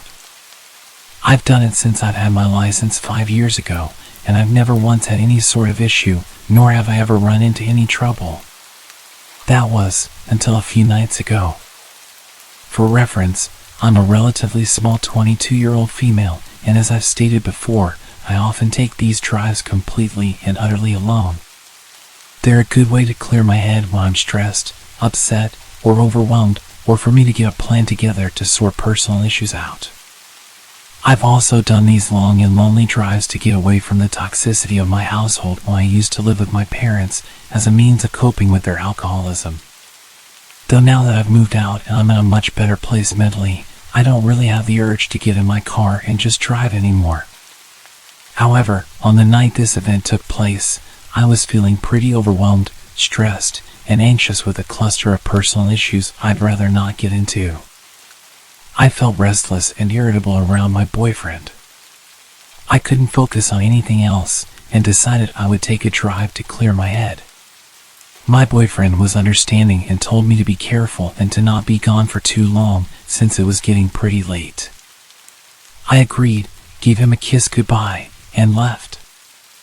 I drove around our city for about 30 minutes, but I was still feeling on edge about everything transpiring in my personal life, so I decided to drive further north down those familiar, dark, winding one-lane highways. I kept the car at a steady 65 miles per hour, taking the turns at a slower pace in case a deer jumped out around the bend. I kept driving and was just admiring the vast empty darkness of the snow-capped fields and barren trees. It was honestly a bit creepy being all alone with no cars in sight in seemingly the middle of nowhere. The few houses miles back from the road were lightless, and the dead cornfields withered away. Snow started to cover them entirely. It was like something out of a horror movie, and I half expected to see a ghost pop up in my rearview mirror or see someone clamber out from the patches of trees dotting the horizon. The only light came from my headlights, and even then I still strained to see through the inky darkness of the night. By now it was just after 11, and I told myself that once I made the familiar roundabout that would either take you to a small town or back up towards the city, I would head back to the city and home. That roundabout was still maybe 15 to 25 minutes away, but other than my imagination picturing the worst, I wasn't really all that concerned. I mean, I was by myself. I didn't have any other motorists to worry about, right? Wrong. As I'm rounding another bend, I notice a vehicle with its hazards flashing maybe a quarter of a mile or something away from me. It was some sort of sedan, dark-colored, and was angled to where only part of it was on the shoulder while the rest was jutted onto the road, like they had to pull over in a hurry but didn't quite manage to do that. The driver's side door was flung wide open, and as I slowed my vehicle down and angled it towards the opposite side of the road to pass, I could make out what looked like maybe blood on the inside of the open door. I didn't see anyone on the road or in the car, and I was the only motorist in sight. In this part of the country, cell phone reception is pretty bad most of the time. But more often than not, you couldn't get reception no matter how hard you prayed, which was definitely the case when I took a glance at my phone to see if I had any service. So, a lone female on the road, at night, pulling up near a vacant vehicle that looks like someone had been attacked on the inside, with no cell service. Now, I'm no dummy. I've watched countless episodes of Investigation Discovery and Criminal Minds, and read far too many true crime books to know that this had bad and danger written all over it. But there was still a small part of me that worried something terrible had happened to whoever was in that vehicle, and I thought I needed to help. These roads don't get a lot of traffic at night, and temperatures were well below freezing. If someone were hurt or in trouble, there was no one and nothing else to help them. Still, I erred on the side of caution. I was still driving my car, though a bit more slowly, and as I approached the vehicle I rolled down my passenger window a bit, shut off the music, and called out, "Hey! Anyone there? Are you okay?" I didn't hear a response. I worried they were passed out somewhere, but I wasn't about to get out and look for them. I told myself I'd call out one last time, and if I didn't hear anything I would leave, and the moment there was reception I'd call it in. And if I did hear someone, well, I'd figure out my next course of action then. So, again I shout, "Hey! What happened? Are you okay?" There was silence for a while, and then I heard rustling in the shadows of the trees, followed by a rough voice responding to me. I was relieved at first, and was about to say something in response or possibly even stop my car and get out, when I noticed three things nearly simultaneously. As I inched my way past the front of the sedan, I noticed there was no damage to the hood or anywhere else on the vehicle, which I found to be strange considering the blood on the inside of the door. In my rearview mirror, I caught a glance of someone coming out from behind the sedan, and they were making their way towards my car, fast. The person didn't have any blood on them, nor did they appear injured in any way, and they were wearing a mask, not like a face mask for COVID, or a ski mask or anything normal, but one of those masks you would see in the Purge movies. And they were holding something in their hand. I don't know what it was. I couldn't get a good look, but from its length and shape my guess was maybe a tire iron or a crowbar or something. I don't need to tell you that I slammed on the gas as soon as I noticed those things, and drove like a bat straight out of hell. My heart thundering in my chest and my entire body shaking. My window was still rolled down in my haste, and the music was still shut off so I could very clearly hear someone, definitely a man, shouting at me, though I had no clue what they were saying. I just knew I had to get out of there immediately.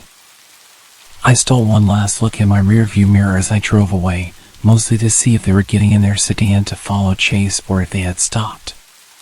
The man with the weapon was still standing in the middle of the road watching me, and right before I looked away from the mirror, I saw a second man emerge from the trees that had been rustling earlier, also wearing one of those creepy masks and no trace of blood on him.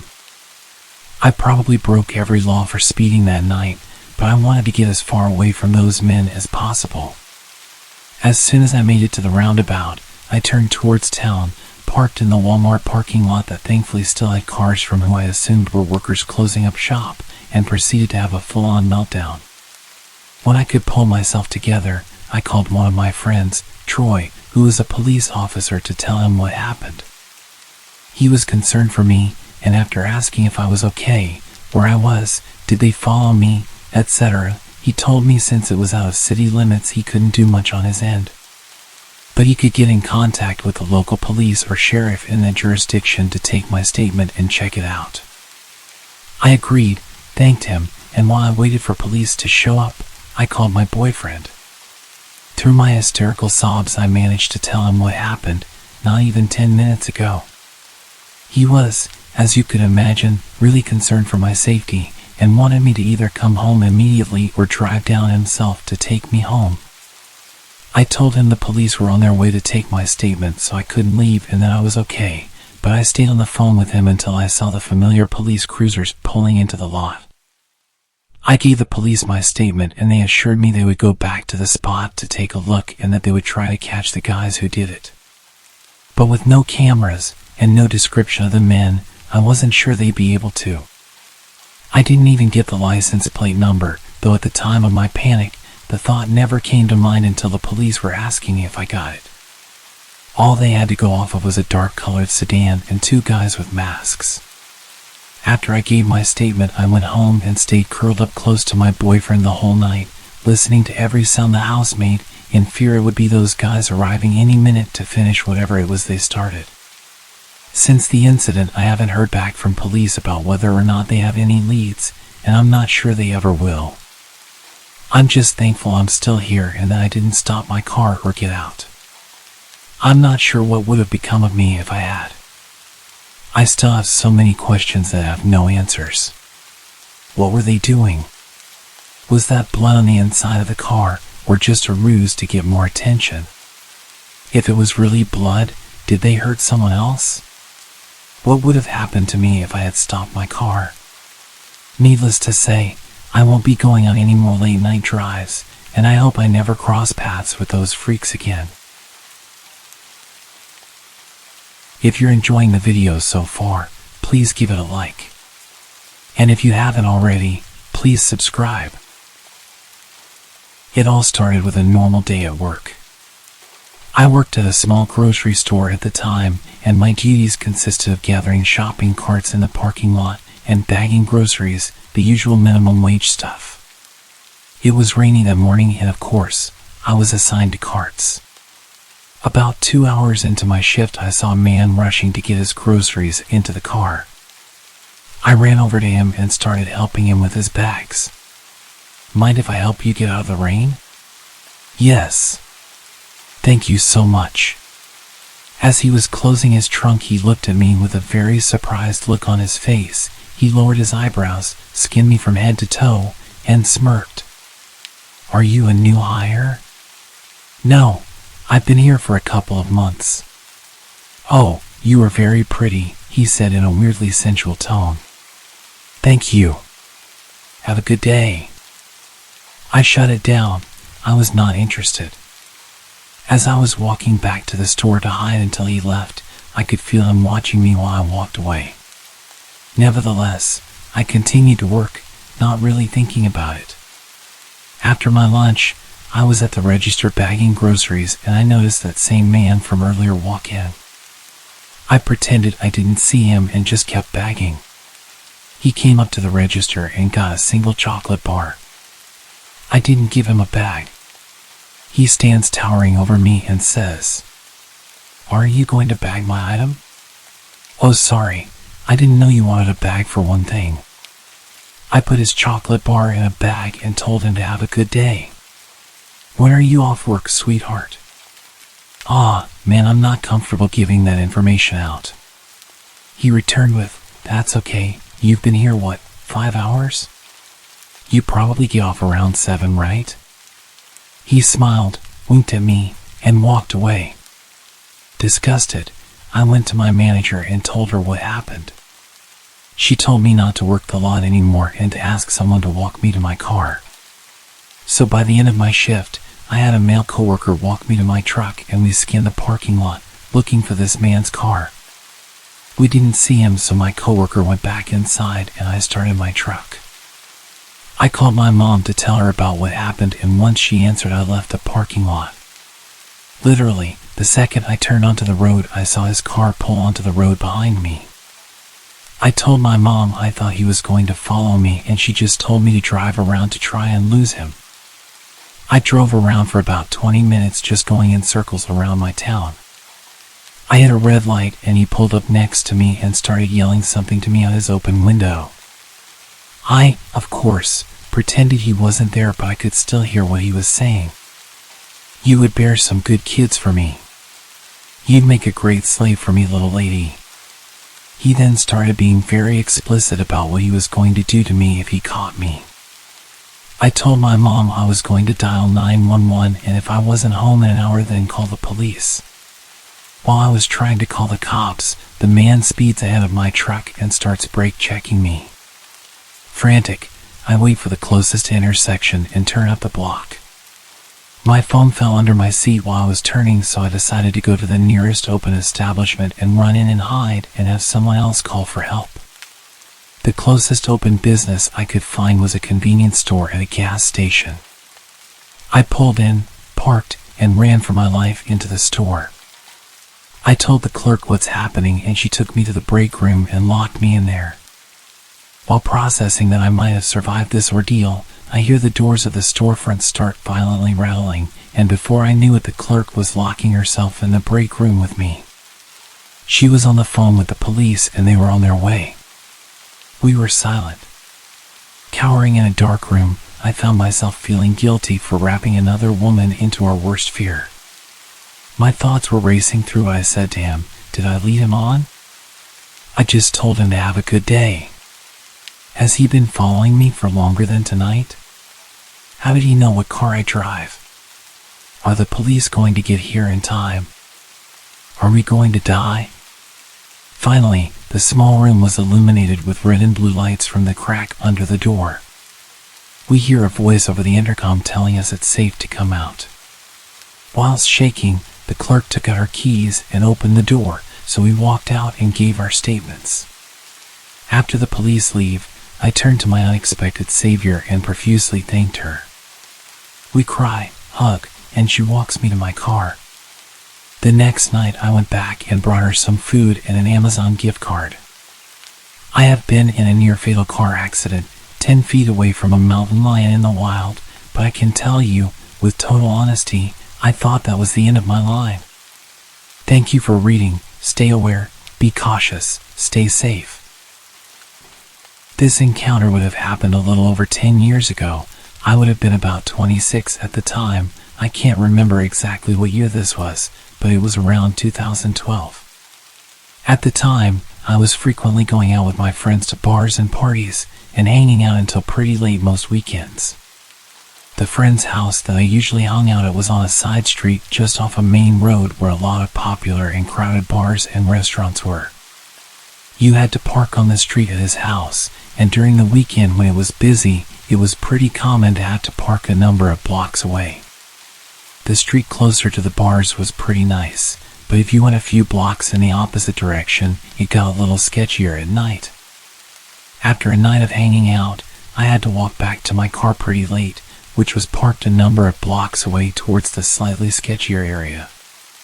This was during the winter, so I was wearing some kind of heavy sweater or pullover and beanie hat.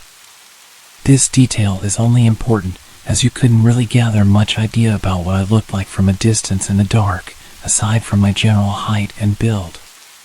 There wasn't much through traffic as you got further away from the bars, and the roads were pretty dark without any street lights. As I was walking down the sidewalk, a car started slowly creeping down the street, matching my pace as it pulled up beside me and then stopped. The window of the car rolled down, and driving the car was an attractive young woman who said that I looked cold and that I should let her give me a ride to where I was going. She seemed very friendly. I indicated that I wasn't parked far away and appreciated the offer, but was going to just keep walking. She then tried really hard to convince me to get in the car with her, since it was so cold. No small talk to establish any information about me to make sure I wasn't a weirdo, just asking me to get in the car pretty aggressively. Based on what I was wearing and how dark it was, there was no way she really could have had much idea about what I actually looked like to possibly find me attractive, and even if she did, I don't know many women who would pick up a male stranger after midnight when they're alone in their car. There were about 10 bars nearby she could have gone to if she just wanted to pick up a guy. There was no reason I could think of that she would have to resort to driving around offering to pick up strangers. She continued to drive alongside me and offered me a ride again, which I declined and kept going. I picked up my pace and she eventually drove off. As soon as she was a few blocks away, I quickly got to my car and made sure there was nobody lurking around or close by. The whole scenario felt off and didn't make sense to me. I asked my friends about it later, and all of the women agreed they wouldn't offer a random guy a ride, especially at night time, in that kind of scenario, even if the guy looked like Ryan Gosling or Channing Tatum. My suspicion is that there was someone laid down in the back seat of the car out of view with a weapon waiting to rob anyone who accepted the ride. I couldn't really figure out any reason she would be offering rides like that to complete strangers in the middle of the night, as it would be very unsafe for her to just pick up random strangers. I just assumed there had to be something nefarious going on in that car, and I do wonder what would have happened if anyone just hopped in the car with her. I hope you're enjoying the stories so far. Thank you for supporting the channel.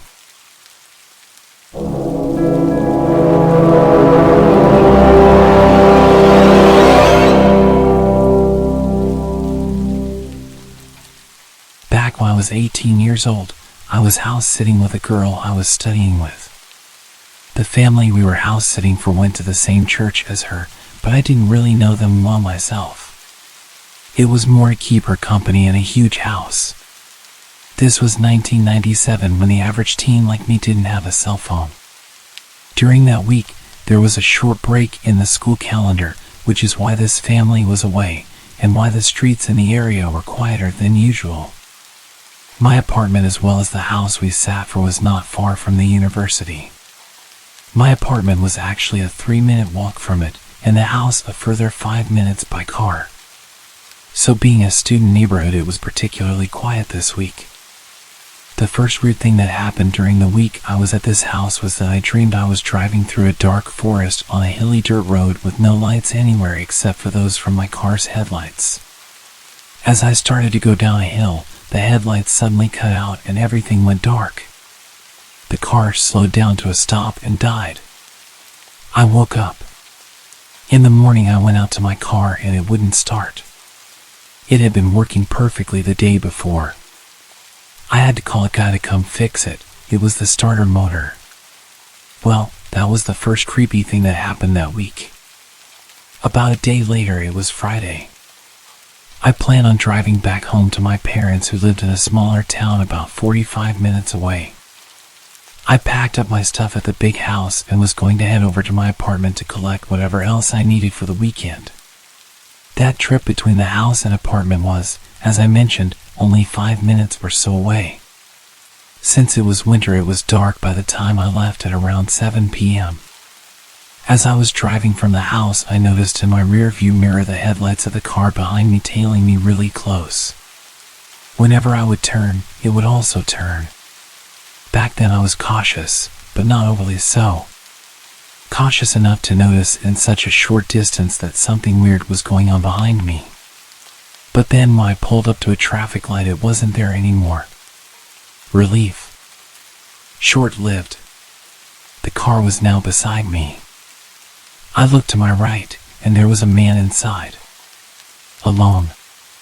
smiling at me, looking like a maniac. For a moment I thought, geez, I should really drive with a beanie on at night so people can't see that I'm a petite 5'2" female with long blonde hair down to my waist.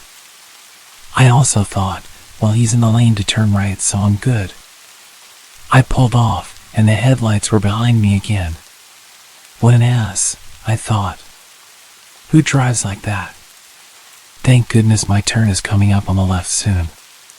After another minute or two of this tailgating, I slowed down, strategically didn't indicate, and made a sudden sharp left into my driveway, opened the automatic gates, and shot inside.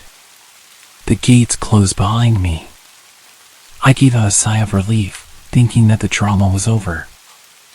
I gathered a few things from the car to take up with me and noticed on my way over to the stairwell that there was a man at the gate that had just closed behind me. He was still on the other side, and I was at the far end of the parking lot, but I could make out it was the dude from the tailgating car. He was jumping up, shaking the gate with absolute rage. Well, I was safely on this side, so I wasn't completely gripped with fear. And besides, there was a group of students making a noise nearby, arriving for a party or something. I headed to the stairs and started going from ground level to the first floor. Rounding the stairs on the first floor, I noticed someone running across the parking lot towards the staircase. In hindsight, I still can't fathom why I didn't realize what had happened. I guess it's because I subconsciously knew that there was the group being let in through the pedestrian gate. As I was rounding the staircase between the second and third floors, someone suddenly touched me. I spun around. The guy. He had slipped in as part of the small crowd. He said something. I said something sassy back and told him to F off. Then I turned my back on him to continue up the stairs. I lived on the third floor. He grabbed me from behind and held my back against his chest with his left arm around my neck. I felt something being held against my right side. Aw, crap. A knife. He led me down.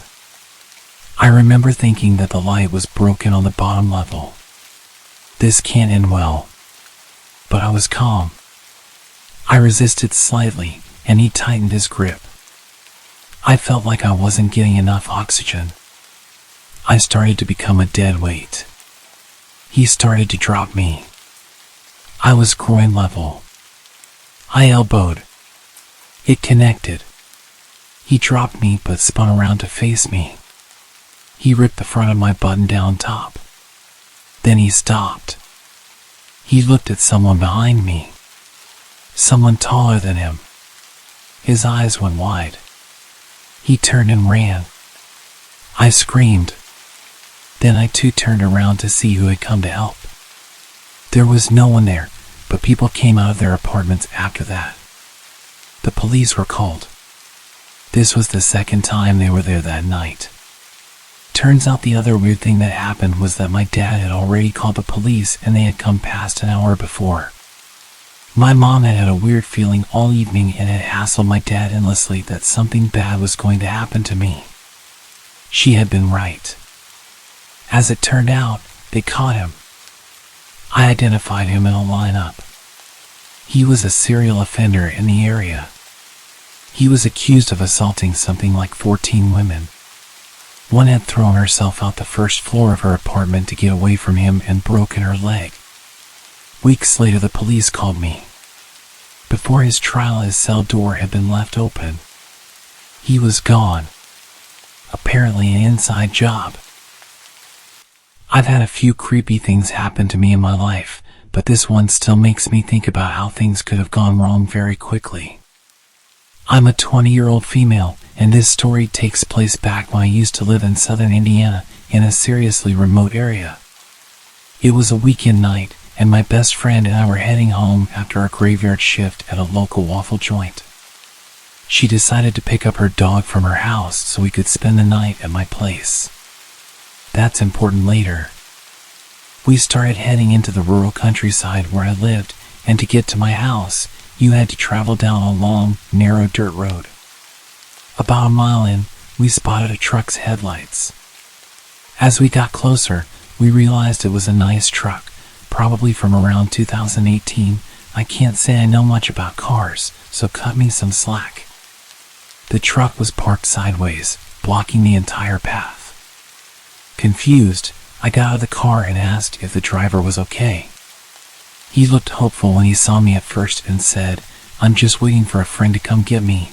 My truck's stuck." He smiled at me, but I noticed his pupils were nearly completely dilated. He glanced back at my car, saw that I had someone with me, and noticed the dog sticking its head out the window. His smile quickly faded, and he remarked, "Pit bulls are mean and nasty." With that, he turned around and got back in his truck. I returned to my friend and said, "Put this in reverse and use whatever hood race skills you have to get us out of here." We reversed my poor 95 Caddy, which really shouldn't have been driving on a dirt road, and made our way back to the main road, feeling relieved. We took a different route home. But then, to our surprise, the same guy was parked on that road, standing off to the side, smiling and staring into our headlights. We were on the verge of panicking and floored the gas pedal the rest of the way home. I don't know how he got there before us or what his intentions were, but I'm thankful I wasn't alone, being a pretty naive college girl at the time. Even though the presence of the pit bull probably saved us from that man, the dog actually ended up randomly snapping at my friend a few months later, causing her serious injuries. It had been a good dog its entire life, and I know she was a good owner, so I guess it's just an instinct thing with pit bulls. They can snap at any moment. Please leave a like and a comment if you haven't already. What was your favorite story?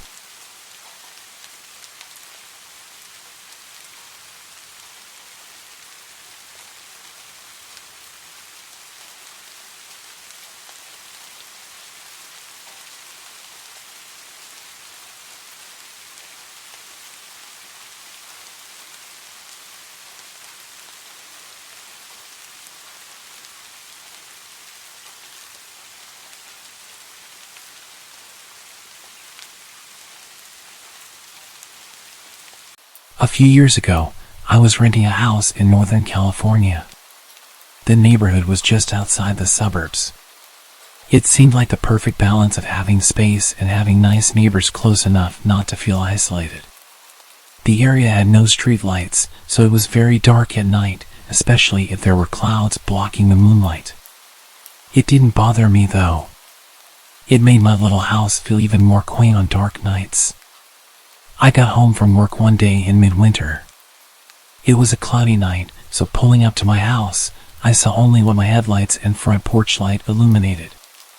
When I got out of my car, I caught a whiff of cigarette smoke. That was odd, as I had never smelled that before around that house. I didn't see anyone nearby, so I ignored it and went inside. I had just got off a shift with a few hours of overtime, so I felt pretty tired. Even though it wasn't even 7 yet, I decided to take a shower and call it a night. I woke up sometime later, sure that I had heard a noise inside my house. I wasn't worried right away because my friend would sometimes stop by to use my shower after work on his way to his night classes. I even gave him a spare key so he could stop by even if I wasn't home. He would always text me to let me know beforehand though, and I hadn't heard my phone go off. I reached over to my bedside table and picked up my cell phone to see if my friend had sent me a text. The bright light from my phone's screen blinded me.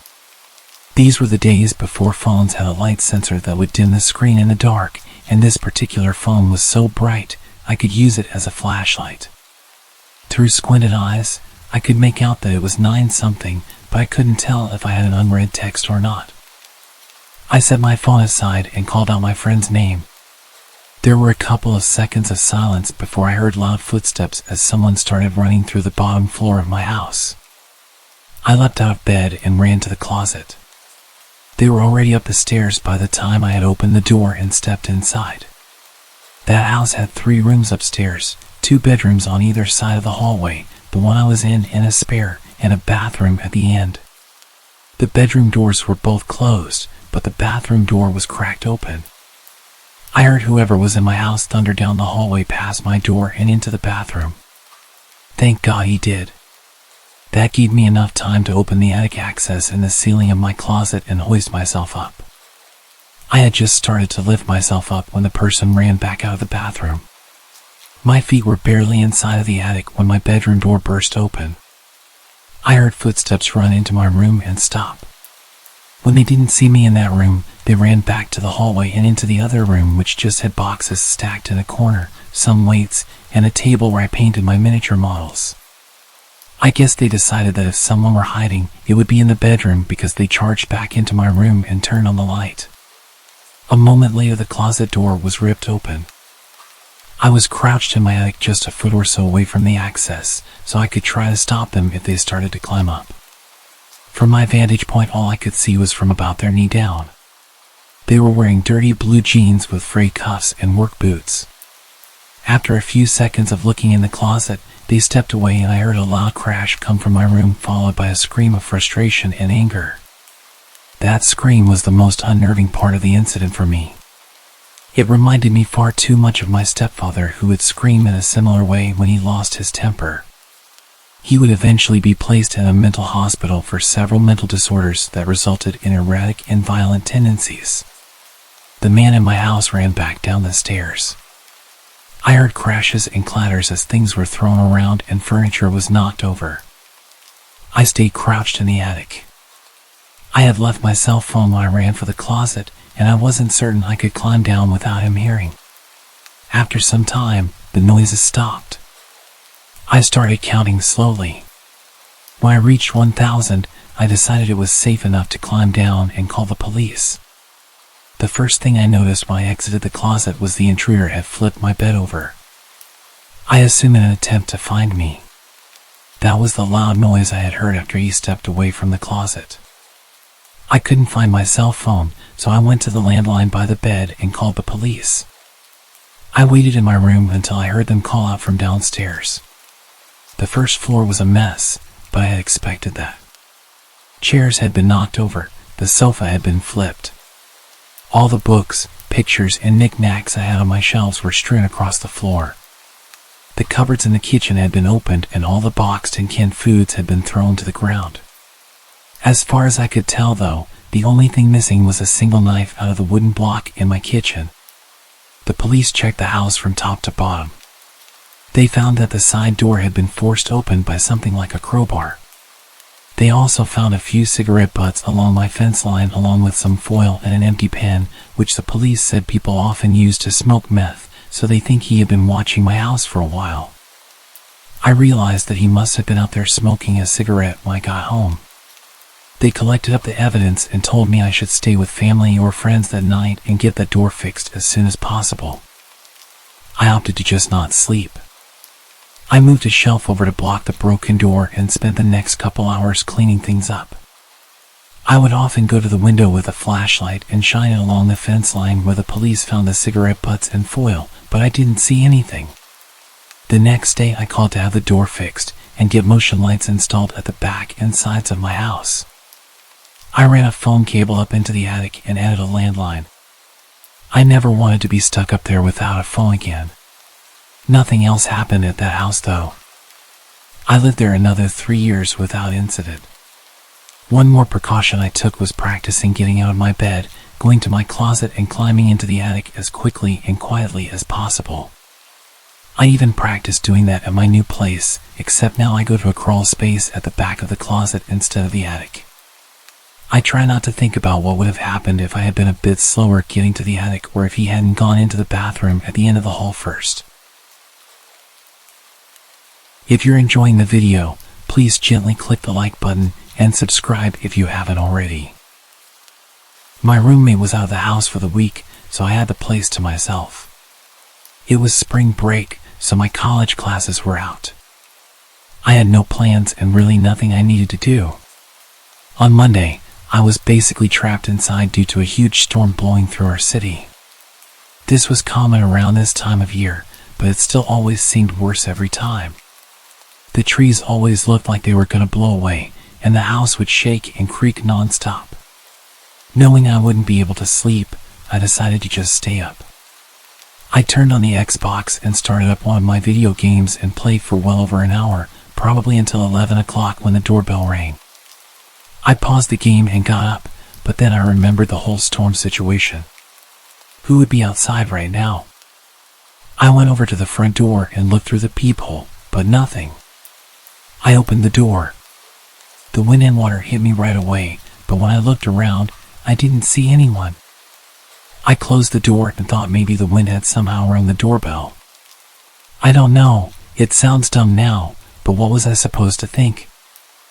I went back to my game, but only a couple minutes later, I heard a huge crash in the backyard, stuff tumbling over and breaking.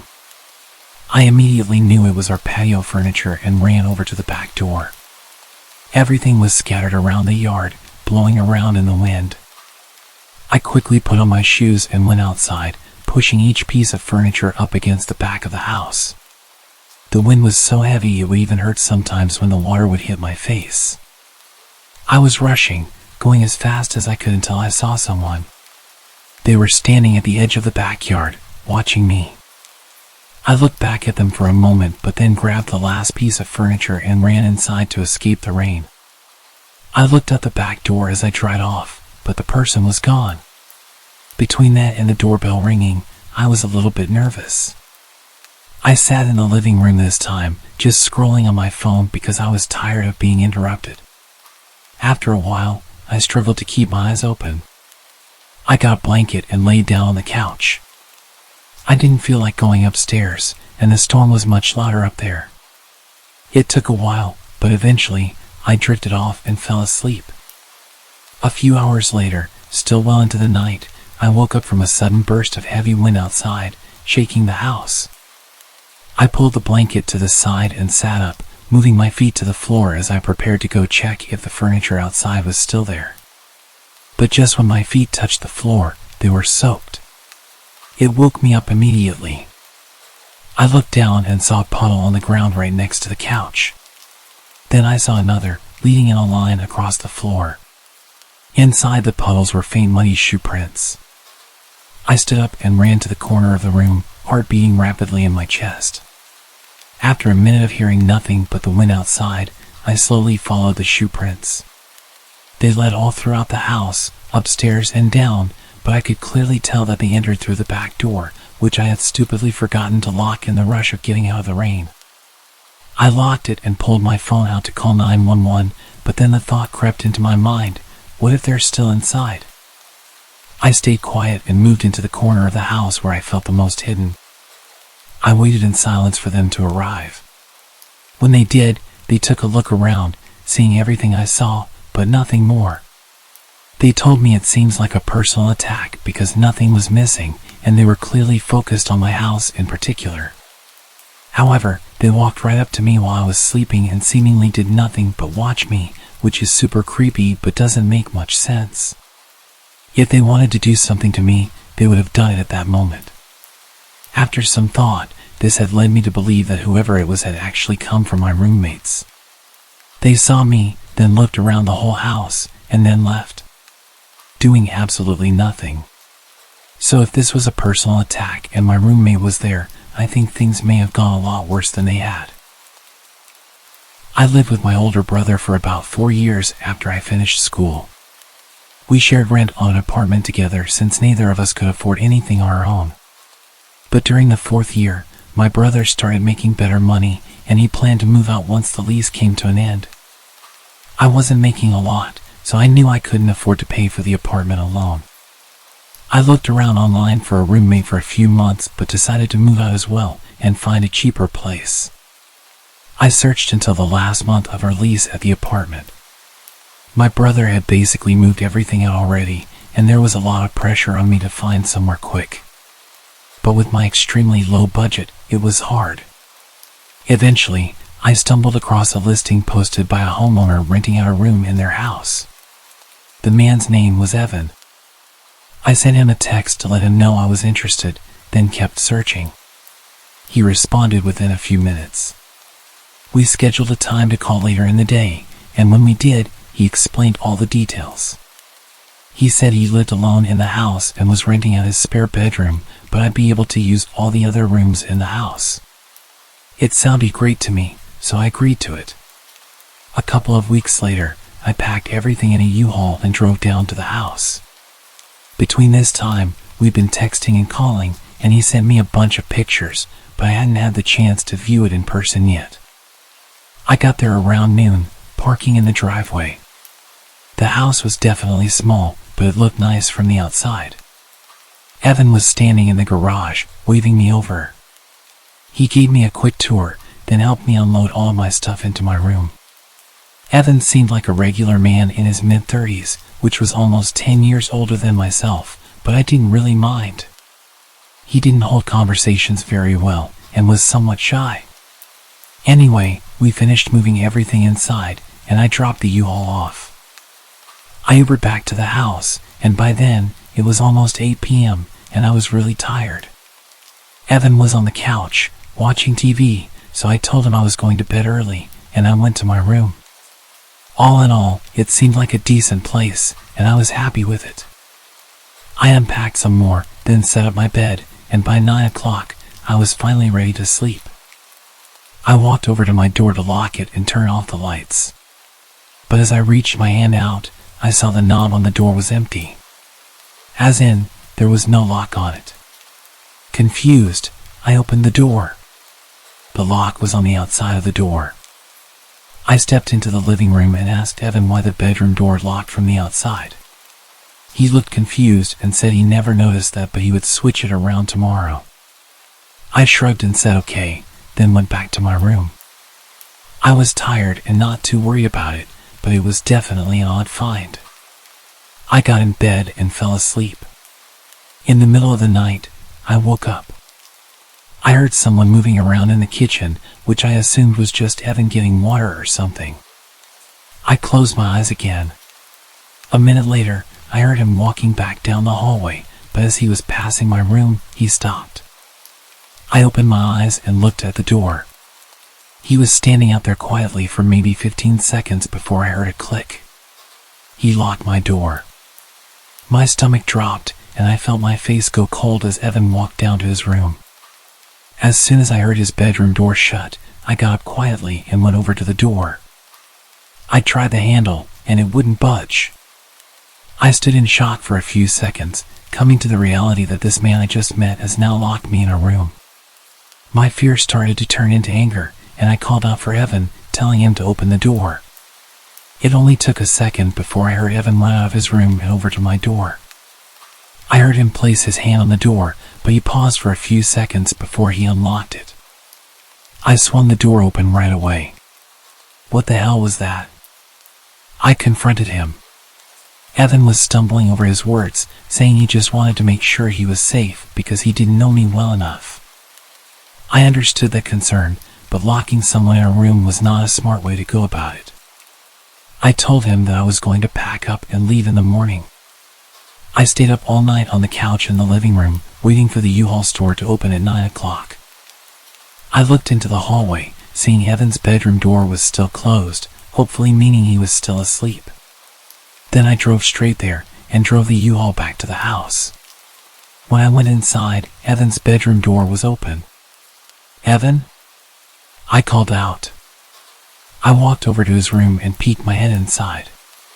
His room was empty. I moved my eyes around the room in disbelief, seeing as things were only getting weirder. I backed out and got straight to moving my stuff. I powered through 2 hours of moving boxes and taking apart my bed. I only had 2 boxes left, and I ran inside and picked up another, then rushed to the front door until Evan appeared in the doorway. "Move," I said. He stared at me emotionless. After a few seconds, he stepped aside. I hurried past him and shoved the box in the U-Haul. The last box was half full of random food I kept from my old pantry at the apartment. I decided to just leave it. Evan was freaking me out, and I wanted to get away from him as soon as possible. I started closing the back of the U-Haul before Evan interrupted. "You forgot this." He held out the last box. "Oh yeah, thanks." I grabbed it from him and climbed back into the truck. I felt him watching me as I stacked the box, and when I turned, he had his hand on the door. He started pulling it down, trying to close me in. I was able to stop him before the door was even halfway down. I shoved him to the ground, but he got up and ran. Not into the house, but off into the trees, away from the property. I didn't know what to think, but I didn't care. I quickly shut the back door and drove away. My brother was nice enough to let me stay with him until I found a new place. I don't know what happened at that house, or what would have happened, but there was definitely something very wrong going on. This all happened roughly around 4 years ago, but the experience has haunted me almost every single day since it happened. I'll start off by saying that at the time I was pretty young. I was single and very keen to have my first experience with someone. I spent a while looking through dating apps, talking to a few people, until I finally came across a guy who seemed interesting. We had a lot of things in common, so I thought it would be a good idea to meet up with him, since we had been talking for almost a month. Now, even though I was only young, I wasn't naive or stupid. I was, and still am, a very cautious and paranoid person. But for some reason, I made what possibly could have been one of the worst decisions of my life. I invited him to come spend the night at my place. My parents were away for the weekend and I had the place to myself, so it seemed like the perfect opportunity for him to come over. He lived around 3 hours away from my place, yet he was eager and almost desperate to visit. So he set off as soon as he finished work, which was around 11 a.m. The whole time he was driving to my place, I had the sickening sense of impending doom. Almost as if something was going to go very, very wrong. I almost texted him multiple times to tell him that I wasn't interested anymore, but I hesitated as he was only 10 minutes away by this point. I jumped up as I heard his car pull up, and I expected to be greeted by a smile once I opened the door. But he pushed his way through, and continued to stare at me blankly, all whilst my 2 French bulldogs snarled and growled at him, which they never do to anyone. Things instantly seemed extremely odd. He followed me quickly to my bedroom and didn't waste any time in aggressively undressing me. I hesitantly went along with it, as this was my first experience with someone. He was almost 6 years older than me, so I was pretty tense. Fast forward to a couple of hours later, he suddenly asked me if he could sleep in my room, which confused me as it was only 5 p.m. But I told him it was fine, and I would continue to watch movies by myself downstairs. After about an hour, I heard what sounded like furniture being moved around, and the sound of him talking. So I made my way upstairs and opened my door, only to find him crouching in the middle of my room and breathing extremely heavily. When I asked if he was okay, he motioned for me to get on the bed. He sat me on his lap and proceeded to place a blindfold over my eyes, putting his hands around my neck lightly. I was already feeling extremely uncomfortable, and it worsened as he tightened his grip around my throat. He asked, "Does anyone know I'm here? Do your friends know who I am and what I look like?" I instantly answered, saying that my sister and friends knew he was here. This was a complete lie because I don't have a sister, and my friends were unaware, but something inside of me forced me to say it. After minutes of awkward silence, he stood up to gather his things. I noticed that in his backpack, he had tape, rope, and handcuffs. At first, it didn't concern me as I knew he was into that stuff, but looking back, I think it was intended for something much worse. All of a sudden he said, "I think I'm going to head home. I have a long drive, and I'm rather tired." I didn't hesitate to let him out of my door because I was already extremely uncomfortable. As he left, he failed to even look at me or say goodbye. He raced off down the street as soon as he got into his car. I ran back to my room to see if he had left anything, because he'd left in a hurry.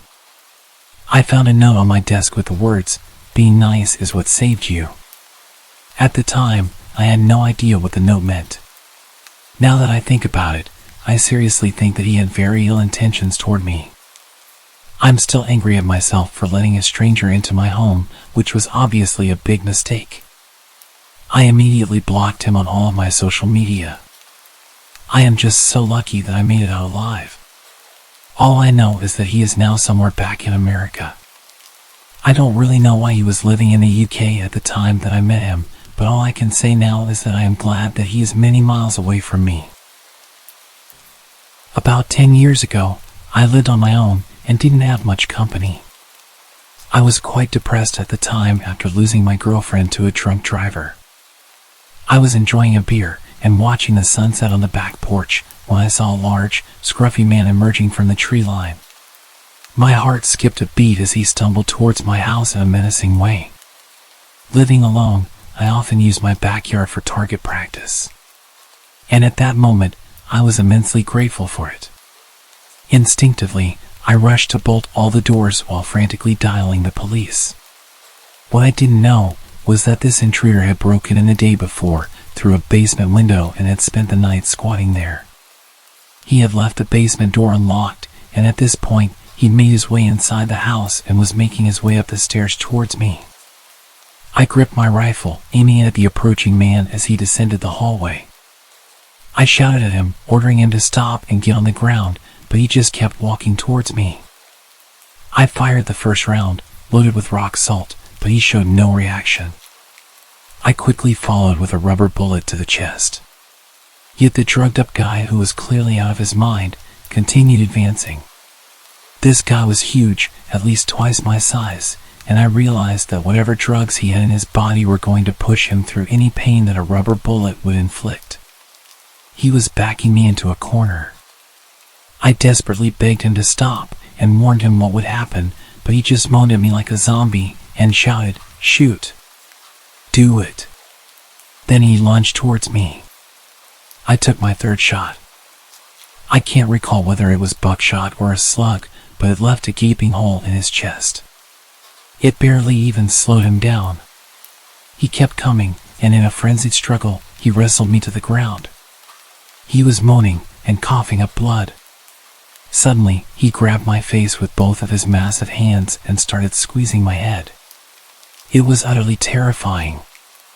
I could feel him trying to burst my skull open like a balloon. I don't know how long it actually lasted, but it felt like forever. Eventually, the injury finally caught up with him, and he died on top of me. I was laying with him crushing me for a few minutes.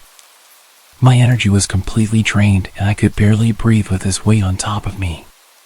His body was pushing my rifle into my chest, and it was causing me serious pain when I tilted his body to the side. I was completely drenched in his blood, and I can still remember the overwhelming smell. I'd completely forgotten that I was still on the phone with the operator, who had heard our entire exchange, which more or less amounted to me pleading, "Stop, or I'll shoot," and the man menacingly taunting. The police arrived soon after, and the incident made it to the local papers. There was a criminal investigation, but eventually, I was cleared of any wrongdoing. It turned out that the intruder was wanted for murder of an elderly couple in Baltimore and had somehow made his way 50 miles up the road into a rural area.